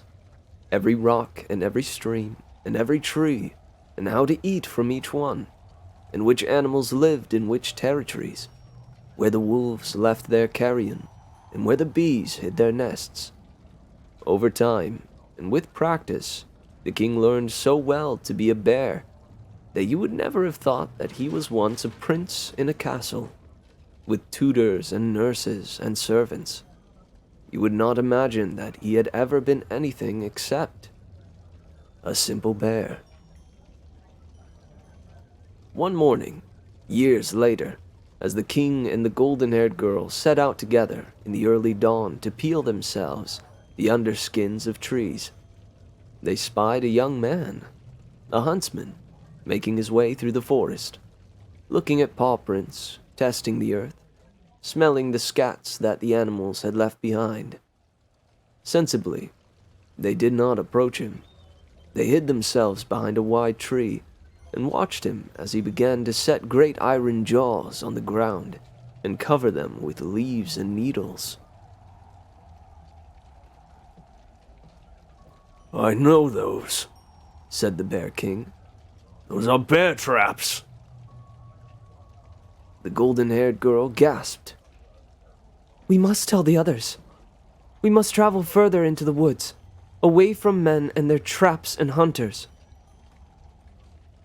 Why would they be setting bear traps? Don't they know that this is our forest? Our country of the bears? The golden-haired girl struggled to contain a laugh. Our forest? When have men ever respected what's ours and what's theirs? No. When men arrive, there is no use fighting them. There's nothing for it but to flee further into the wood. You think that way because you have always lived here, amongst the bears. But I was raised among men. I know that they can be reasoned with. Men put a great deal of stock in laws and customs. We cannot so easily abandon our home. Let me go speak with him. Suit yourself, said the girl, who clearly did not think much of his chances. As the king approached the trapper, he stood on his hind legs, so that he might present himself as a man among men. Hail, fellow! He cried out, and the trapper looked up. "A bear!" he shouted. Yes, I am a bear, and this... began the king, but the trapper interrupted him. "Don't think you scare me, bear!" he shouted. "Other men may cower and run at the sound of your grumblings or at the sight of your claws, but my hatred gives me a courage beyond fear. I hate you! I hate you! I hate you!" He was so angry that he spat. What could have... began to ask the king, before he was once more interrupted. "I was only a child," continued the hunter, "when my father was tasked with the care of the king's pet bear, that he raised and pampered as a prince, while our family was fed like dogs with scraps from the table. All day and all night my father cared for that bear, and never a word or a moment for me. And that, just as capricious, the king tired of his pet. He bade my father take that bear out to his wood and leave him there to whatever fate might bring. I do not know what the bear did to him, out here in the deep forest where no man goes. But afterwards, he was never the same. He wouldn't eat and would barely sleep, and he would not speak but for to cry. He mourned, and he mourned, and he wept himself to death. Over what? A bear! So no, I'm not afraid of you, bear. I set my traps for the king, who has laid a taste for bear paw. And I hope his taste lasts, and lasts until every one of you is dead." The king, shocked by such a display, fell onto his feet and opened his mouth in shock. But in the end, he had nothing to say. He turned and made his way back to the tree where the girl was hiding. You were right, he said. There is no reasoning with him. He wants nothing more than our death. "Men are like that," agreed the girl. He is dangerous, said the king. We should fall on him and tear him apart with our teeth and claw. Then the men will fear us, and fear will keep them from the forest. "More fool of you," said the girl. "For if we kill one man, it will do nothing. That will only bring more of them to avenge him, and then yet more, to contain our threat. There's nothing to be done, and there is no time to waste. We must flee further into the forest." But what if, one day, there is no deeper forest to flee to? The girl lost patience. "What if? What if? That's tomorrow's problem. Let's go tell the rest of them." The Bear King, though, was not easily cowed. Cowed? Cowed? Cowed? Cowed? Cowed?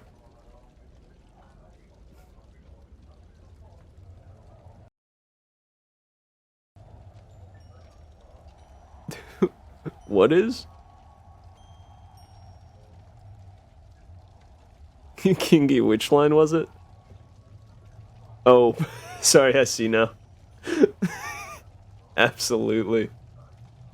Men are like that. Without a doubt. Bear traps are a declaration of war. Also, quick question, Kingy. Am I clipping the mic at all? Or is the compressor doing its job? Cowed means made to cower. Huh. Yo, Emerald, thank you. Yeah, rip cows.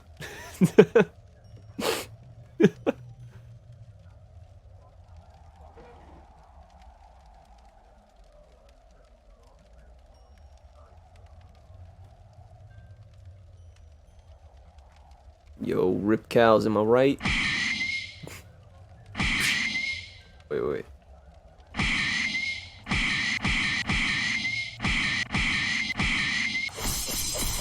Oh god! I hit the wrong one.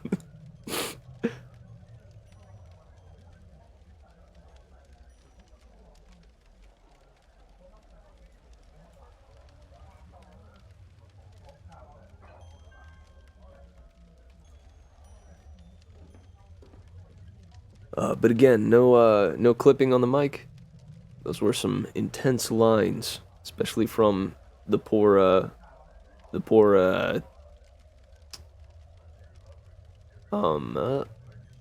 was it, Hunter Man's son? Yeah, man, we're learning a lot of words today. Now, real quick, I feel like that one deserves to go up there. Let me just add a little one of these.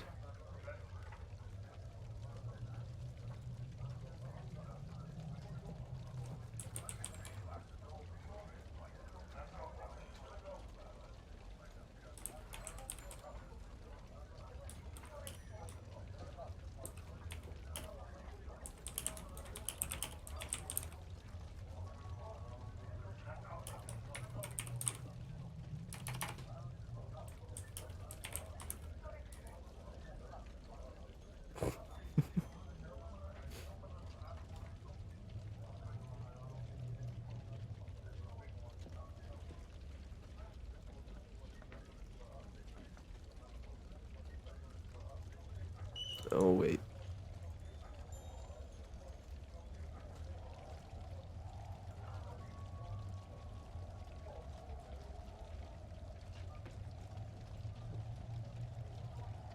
Is that the actual definition? let me make sure on that one.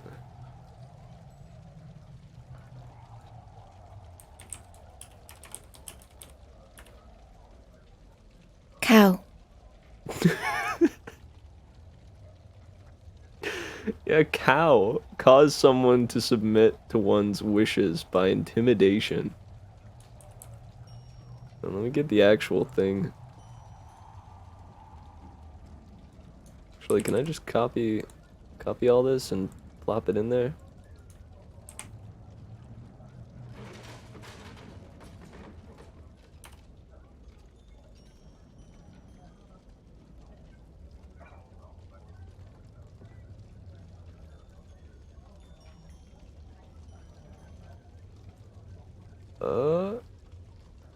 Gosh, it's gonna be really freaking small. Is that readable? Yeah, let me do this.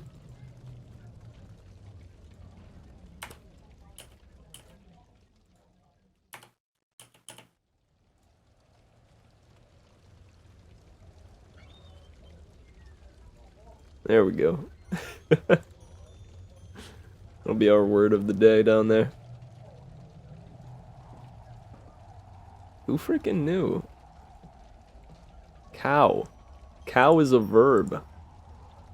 Cow is a verb. Cow is a verb. Didn't peek on my... Nice. Good stuff.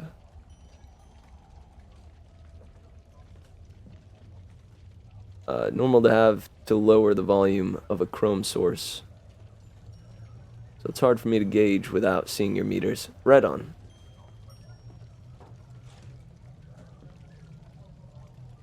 Oh, nice. Well, yeah, check it out. We got our word of the day over there.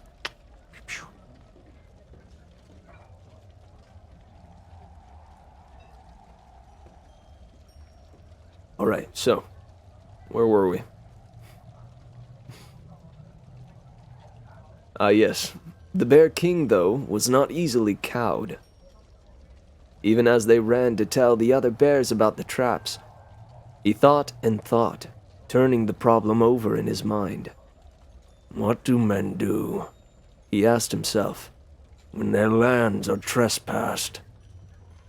He began to think thoughts that he had not thought for a long time. Thoughts about war and borders, law and loyalty, men-at-arms and oaths, and the nature of the crown.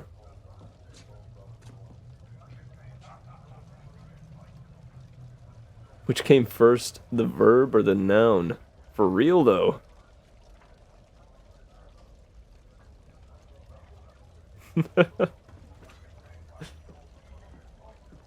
That night, as they lay in the cave and waited for sleep, the king turned to the golden-haired girl and spoke.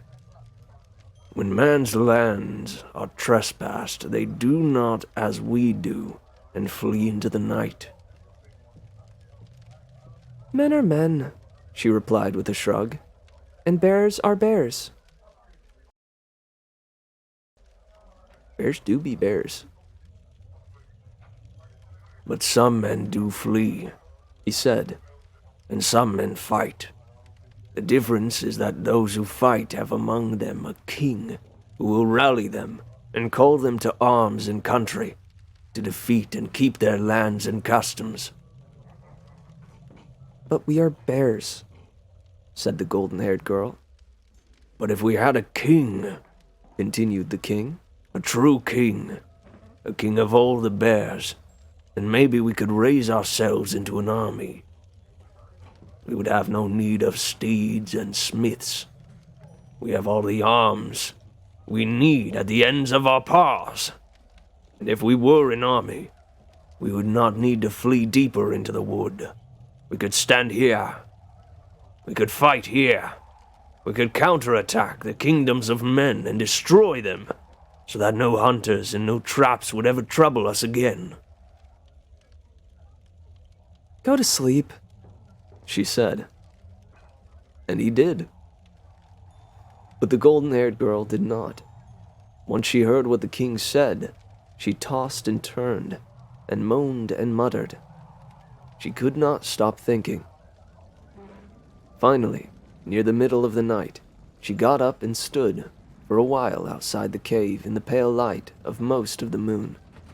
She walked down to the nearby creek, cupped the water in her hands, and stared at it as it stilled.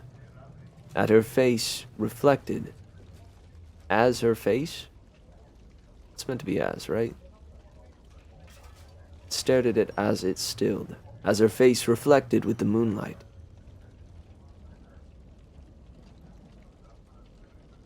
A bear's face, and yet so unlike a bear. King sounding like Okoto. Who's Okoto? I probably know him. Hang on. Ooh. You honor me, man. You honor me.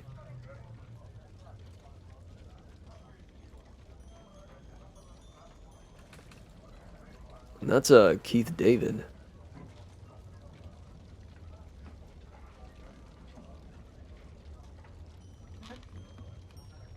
What else has he done? He's been in Rick and Morty. Huh. Oh, he's the president in Rick and Morty. Wait, what? Bokoto from Princess Mononoke, the same voice actor, is the president in Rick and Morty. He's in Final Space as Bolo. I still haven't seen that.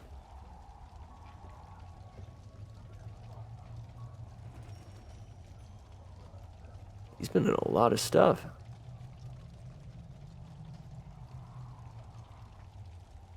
He's Gary's voice? That's sick. You know, Gary the Snail.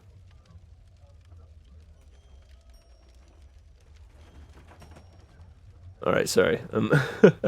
I'm done. Usually there's not this many things. This guy's been doing it big for a long time. Keith David. Legend. Yeah, I need to rewatch the Studio Ghibli films as well. I feel like that's just a constant. That statement stands every single day of my life. Oh no, it's alright, Remy. I figure if it's from the Three Attic channel itself, it's either Remy or Kingy. Yeah, man, love Ghibli. But seriously, Emerald, you honor me.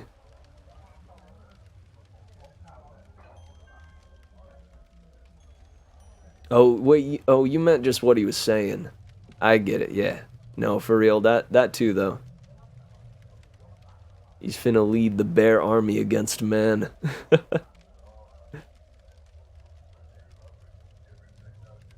Oh, shoot. Hey, thank you for saying so, Emerald.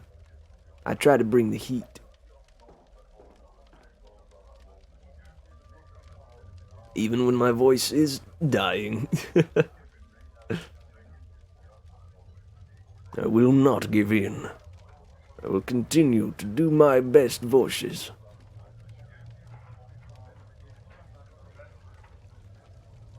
Oh, let's see. Where were we? Ah, yes. Face. A bear's face, and yet so unlike a bear. She stared and stared until she felt her hands begin to tingle with the cold. She half laughed at her own thoughts, splashed her face, then knelt down into the creek. She drank deeply and well. She walked back into the cave and watched the king sleep for a while, but did not join him. Instead, she made her way deeper into the cave, to the place where once, many winters ago, her mother and father and sister had slept, and she had promised her life for another. When the golden-haired girl woke the Bear King, well before dawn, she was holding the old but untarnished crown that had been long left where it had fallen, on the floor and deep within the cave. We do have a king, she said. We have you. Ooh, slick with it. Good job on the hammer. Nicely done. Also, that was quite the turnaround. She was like, you know what? You're right. Bear power, baby. Time to take down man with bare arms. It was not easy for them to explain to the other bears even what a king was, let alone that they had a king and why that mattered. The bears of the forest were not particularly impressed with the king or with the crown, although one of them mistook one of the rubies for a berry and tried to eat it. And at the end of the first day, they had not even convinced their own bear family. But the bears of the forest knew the girl, and while the Bear King was a new arrival, he was no longer a stranger to them. At the end of a week, they had a handful of followers. By the end of the moon, they had dozens. And by the end of the season, when they met in the clear meadow by the banks of the salmon stream, when she bathed him and set the crown upon his head, she proclaimed, Rex hominum ursorum. as he had taught her. Every bear in the forest was in attendance. That winter, the bears of the forest retreated into their caves and burrows, but they did not sleep. They trained.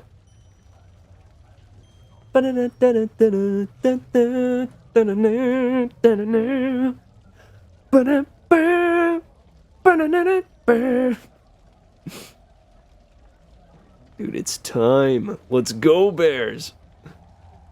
Let's go, bears. Listen, said the golden-haired girl, deep under the earth, with all the bears of the forest standing at attention before her. When you live as a beast, you eat what you can, and when you are done eating, you rest, you sleep, you play. But when you are a soldier, you cannot rest when your day's eating is done. You must march, you must fight. You must never allow yourself to stop until the foe is defeated. Surprise and discipline are our greatest treasures, and if we devour the reserves of the first farmstead we take, and return to our forest replete, we will have squandered them both.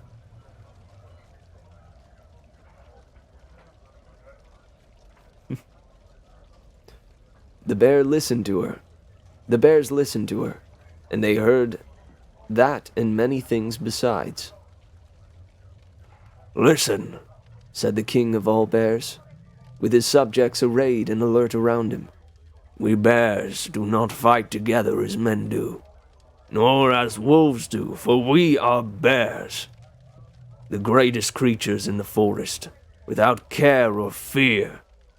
But it is because of this that men may divide us, may surround us, may entrap us with their shields and skewer us with their spears. We are stronger than men, and greater. But if we are to defeat them, we must be able to fight together. We must fight as one and must hold the line. Do you know what that means? It means even if you are hurt, even if you are afraid, you must not fall back.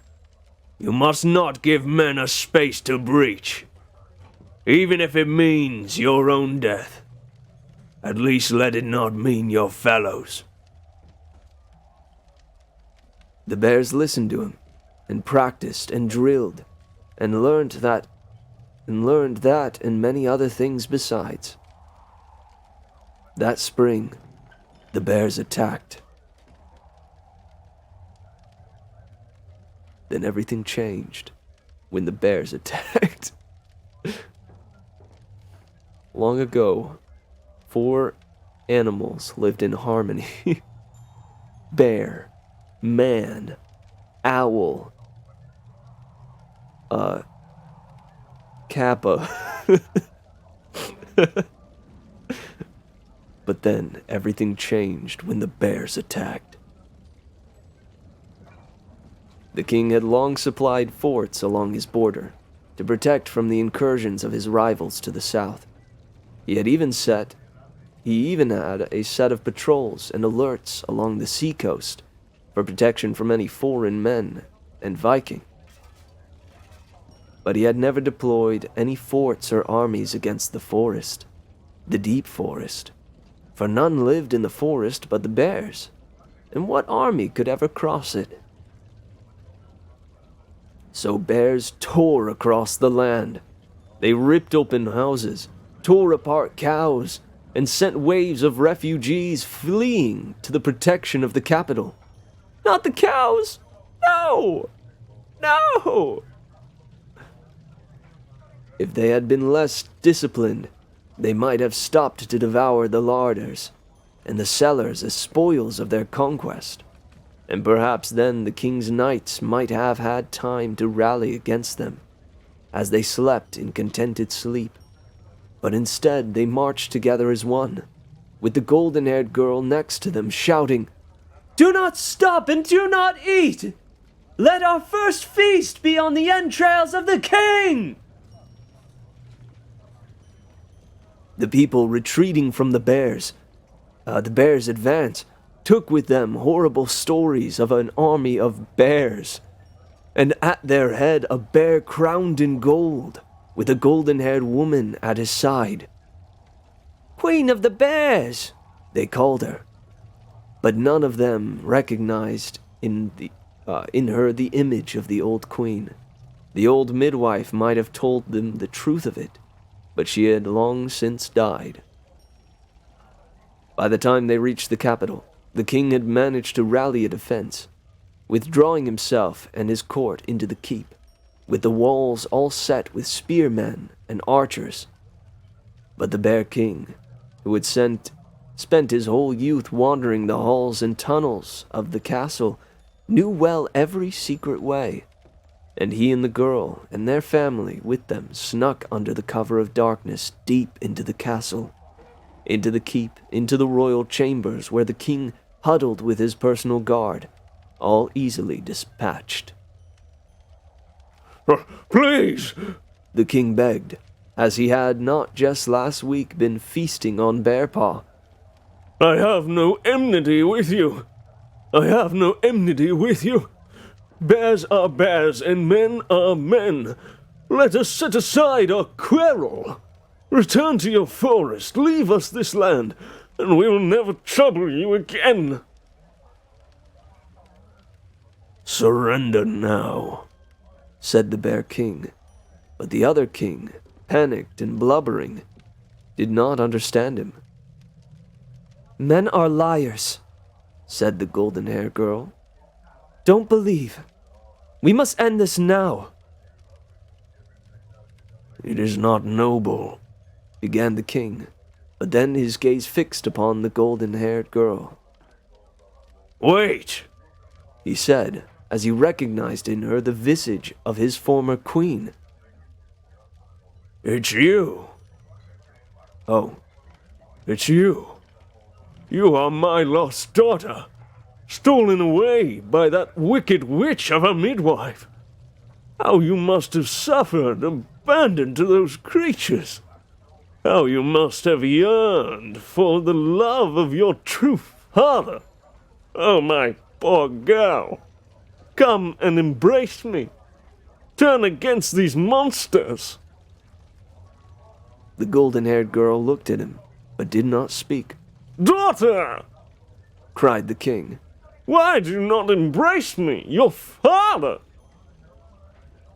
I am not the child you should cry out for, The golden-haired girl responded. Do you not recognize your own son, who you raised for 12 years, who you loved and named your heir, who you sent out into the deep forest with nothing but a golden crown to protect him? He is the one that needed you. He is the one that was abandoned. The king turned to stare at the Bear King. He did not recognize the bear, but when he recognized the crown, he began to choke.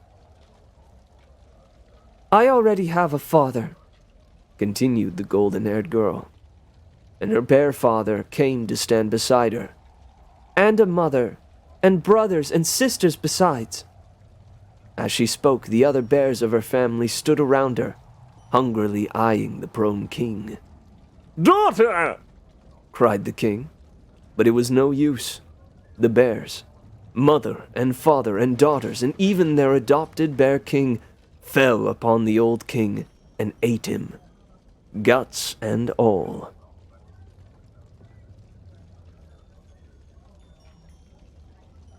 I have heard.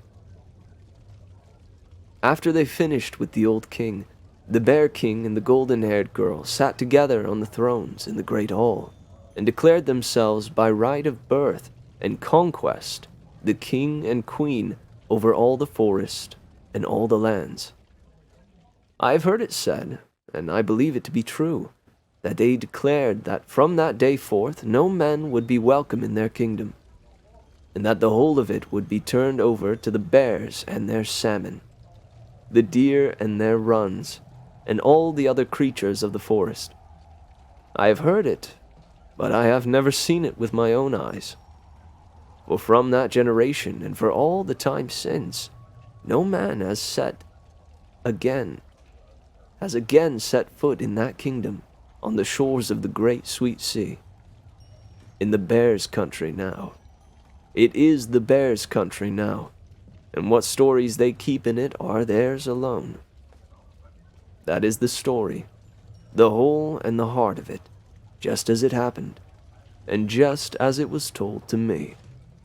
If any man call me a liar, he has only himself to blame. Thanks to Faye Garrett for her help with Latin translation. Thank you, Faye.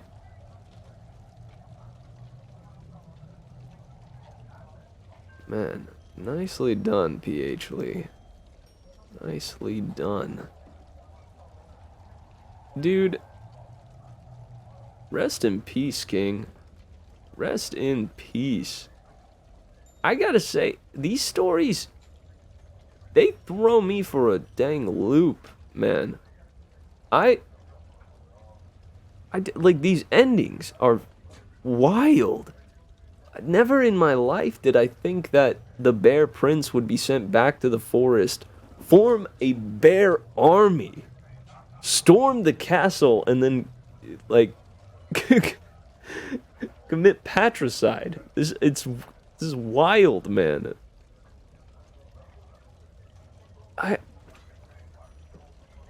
It's so good. It's so good. I don't know what I'm gonna do when we run out of these stories, man. They're kind of my favorite things I've found so far. Gotta say, without a doubt, they're a joy to read through. And honestly, they have merit as stories themselves. You know, I may make light of these tales, and you know, we have a laugh at certain parts of them, and their sometimes ridiculous nature, but these are some good stories.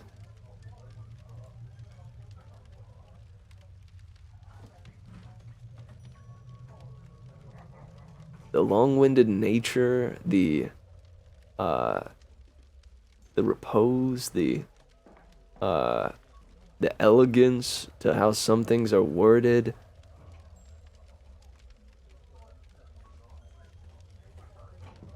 How the ridiculous is just taken as truth and fact and just so easily accepted. It's so beautiful.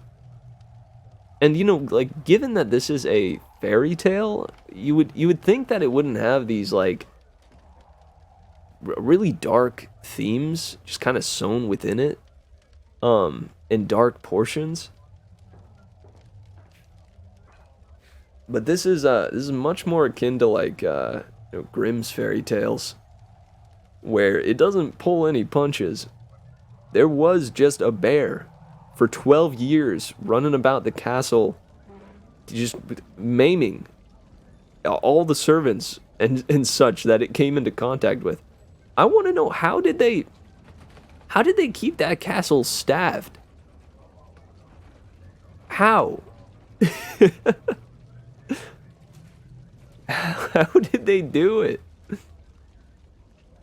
I gotta say though, I was a little bit stressed and sad when we found out that the prince was kind of a dweeb, or a pompous type character, really aloof when he went back or was sent into the forest. But I'm glad that he was given a second chance, you know. Bear Prince, he's all right in my book. I thought genuinely that it was just gonna be a tale. Once we got towards the part where the girl was reintroduced, I thought that, like, okay, this is gonna be about the girl then, ultimately. But nah, the Bear Prince was saved by the golden-haired girl. Or, I mean, I guess she's a bear, but she's not. Yeah. Yeah. Well, shoot, guys, thanks for joining me on this little romp through The Bear Prince by P.H. Lee. I gotta say, these tales are fantastic.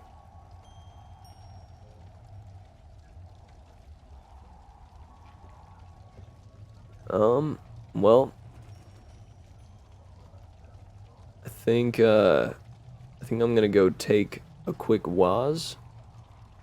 Well, before I do though, I wanted to think if there's anything else in this story that I wanted to make note of.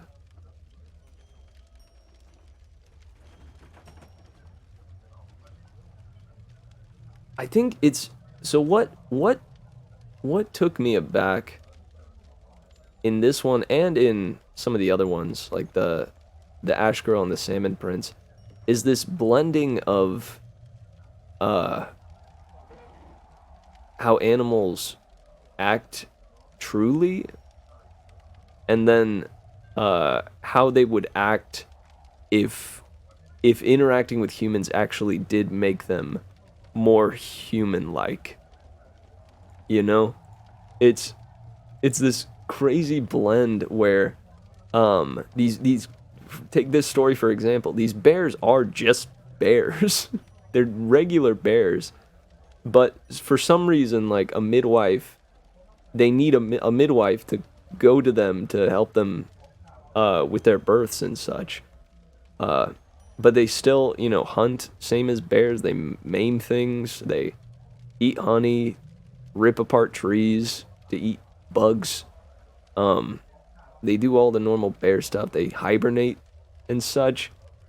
But then just like giving these regular animals the potential for grander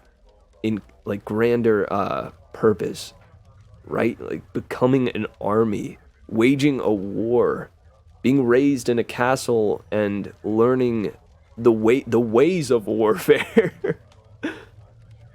It's wild. And it's kind of genius. Midwives help bear children. Duh.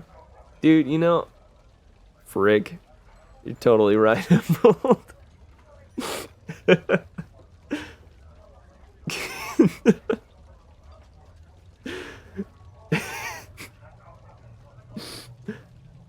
Emerald. Alright, let's check in with Rapper Bear in the Big Blue House. What do you think, dog? Oh wait, he's over here. What'd you think, big man?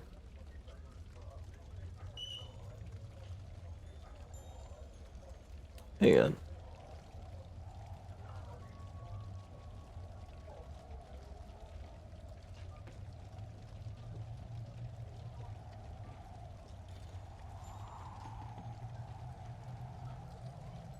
Alright, what'd you think, big man? Uh-huh. Alright, did you like it? Oh man, he's got like a crowd with him and such.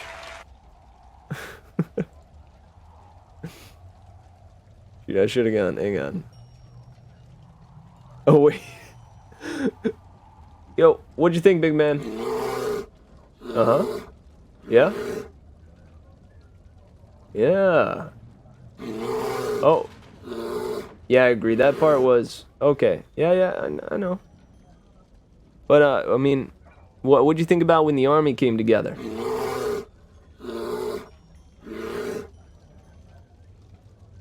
Yeah, I'd agree.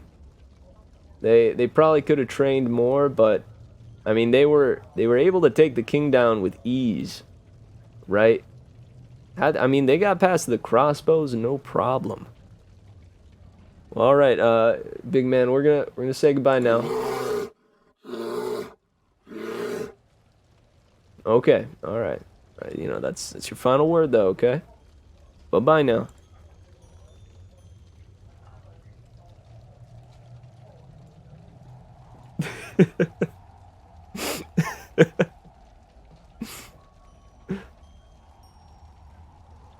All right.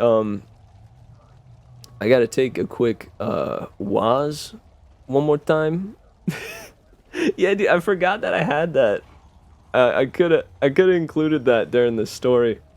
But nonetheless.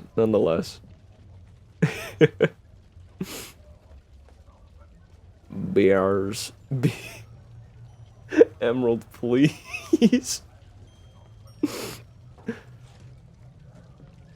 man says bars, but with an E in parentheses so that it actually says bears. Oh, beautiful. Beautiful.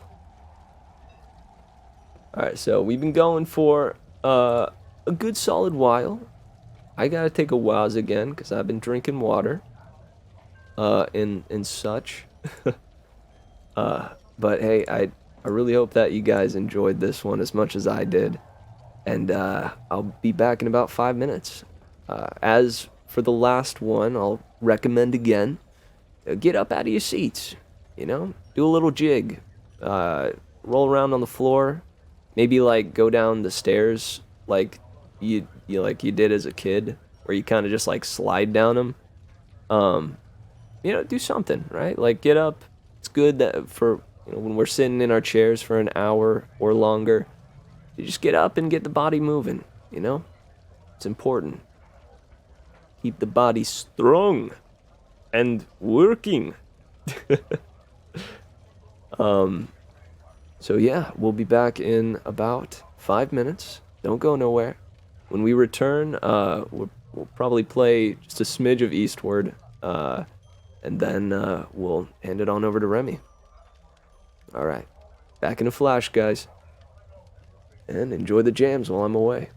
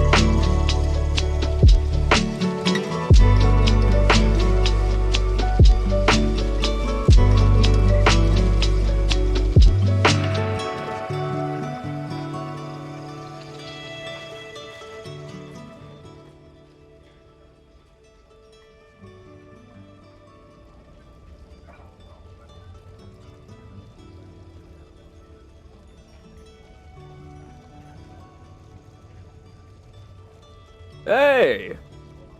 How's it going? Welcome back. I'm here. I went, made some water, came back, did a little handstand, and now I am here once again. I, hope everybody's doing alright and had a fantastic break. And that, the stream is still meeting you in some good spirits. The Latin word for bear is arctus. Polar bears are Arctus arctus, literally bear bear. The Arctic is named after the bears. Let's go bears!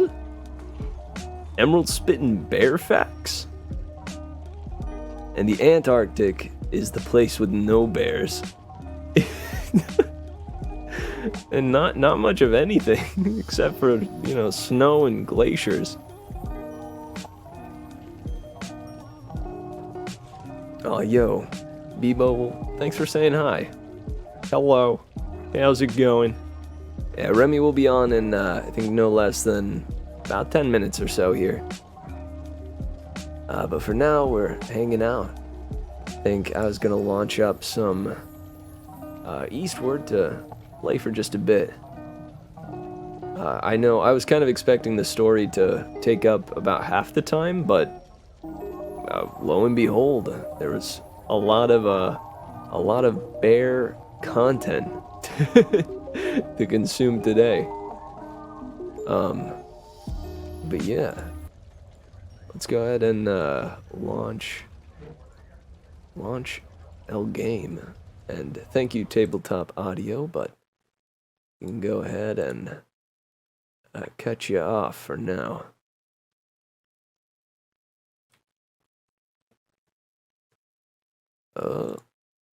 Let's see here.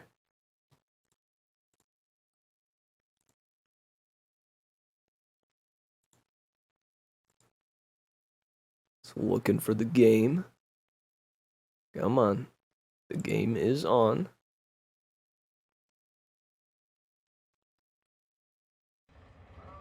Come on, game capture.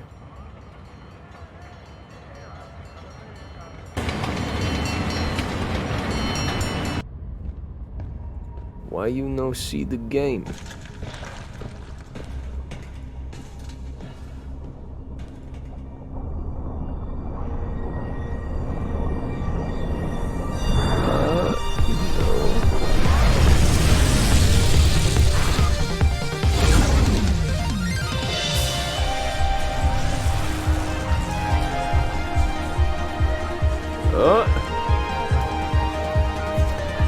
Here we go.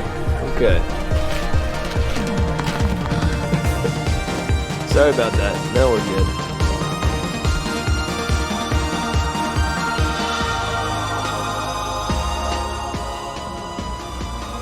Drop the volume a smidge.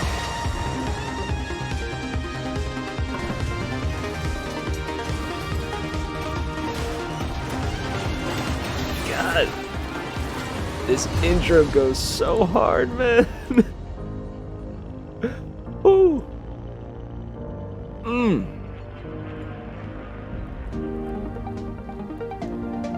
Oh, bless up.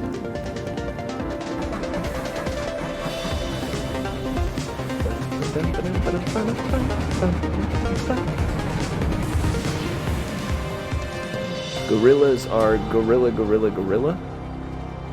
Like, is that the Latin?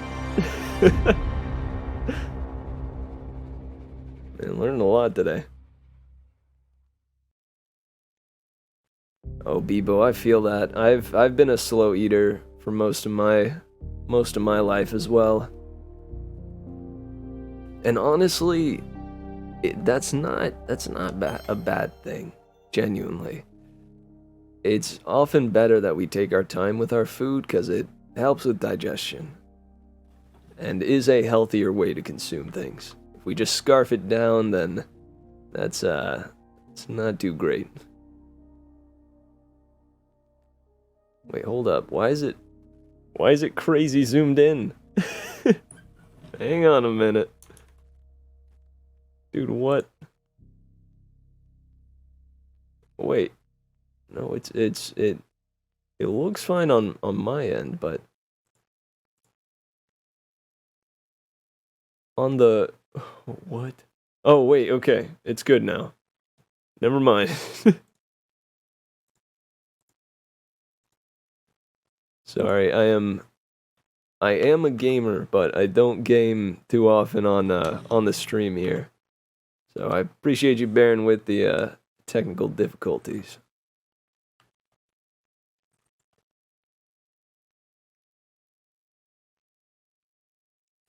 Oh yeah, man, I got my eye on it. No worries. Oh god, dude, it feels good to be back in this game. I'd made it all the way to where I had beat a fish to death, and then took the fish, fed it to Lee, who is Alma's dad, I think.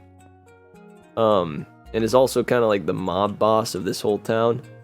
So beat the fish to death, cooked it up, gave it to him, but cooked it wrong, and Lee was all like, "Oh, dude, it zoomed in again. What is happening with my game capture?" Dude, what? It just really likes that background, you know? It just really likes the, the poster there. Give me a second again. Again, it looks fine on, in OBS here, on my end. What could be throwing it off?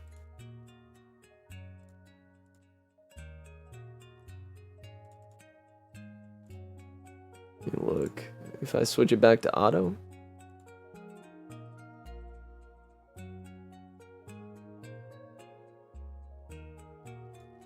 Nope, going to auto does not work.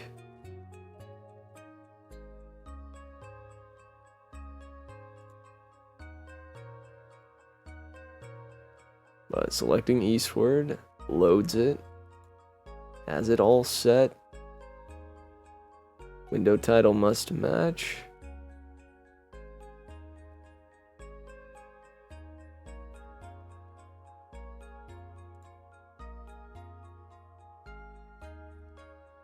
Okay, is it back? Hang on. It is back. When you go to OBS, it minimizes, and when you switch back to the game, it rezooms in. Why would it do that? Dude, what? Hang on, yeah, let me see.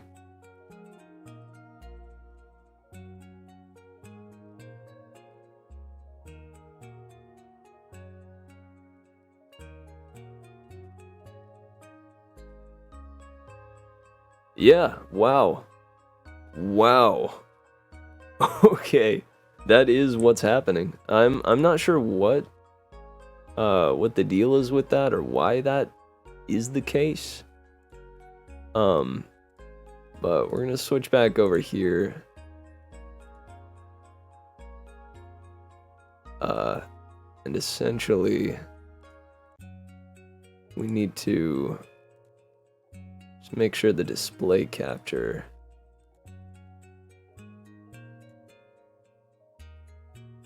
but the display is cropped for my reading.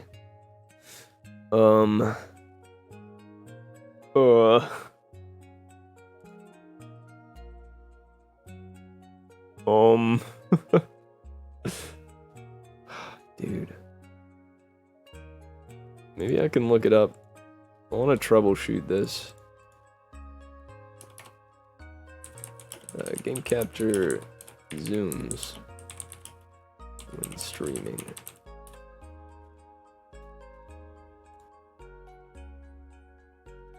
I want to stream on Twitch, but when I start my streaming, my screen is zoomed in very hard. I tried to fix it, but can't really find a way.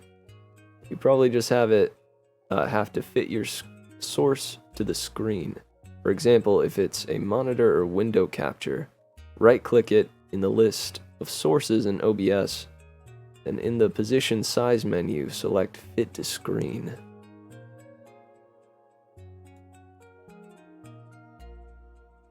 Let's go to properties.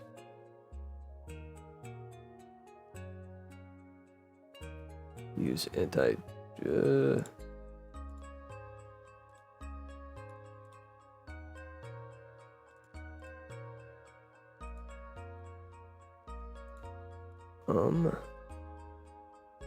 fit to screen. Okay, I have it put as fit to screen.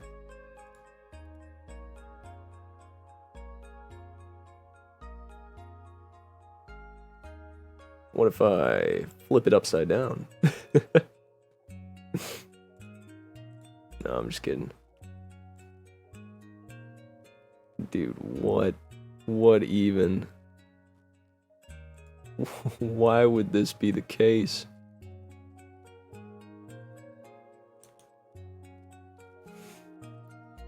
Oh man, oh brother.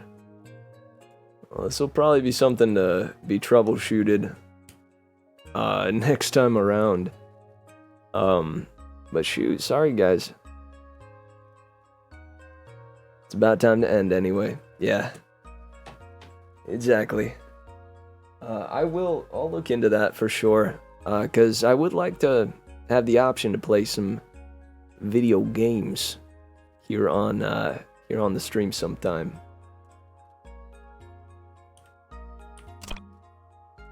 Let me quit out of Eastward. And load up the outro theme.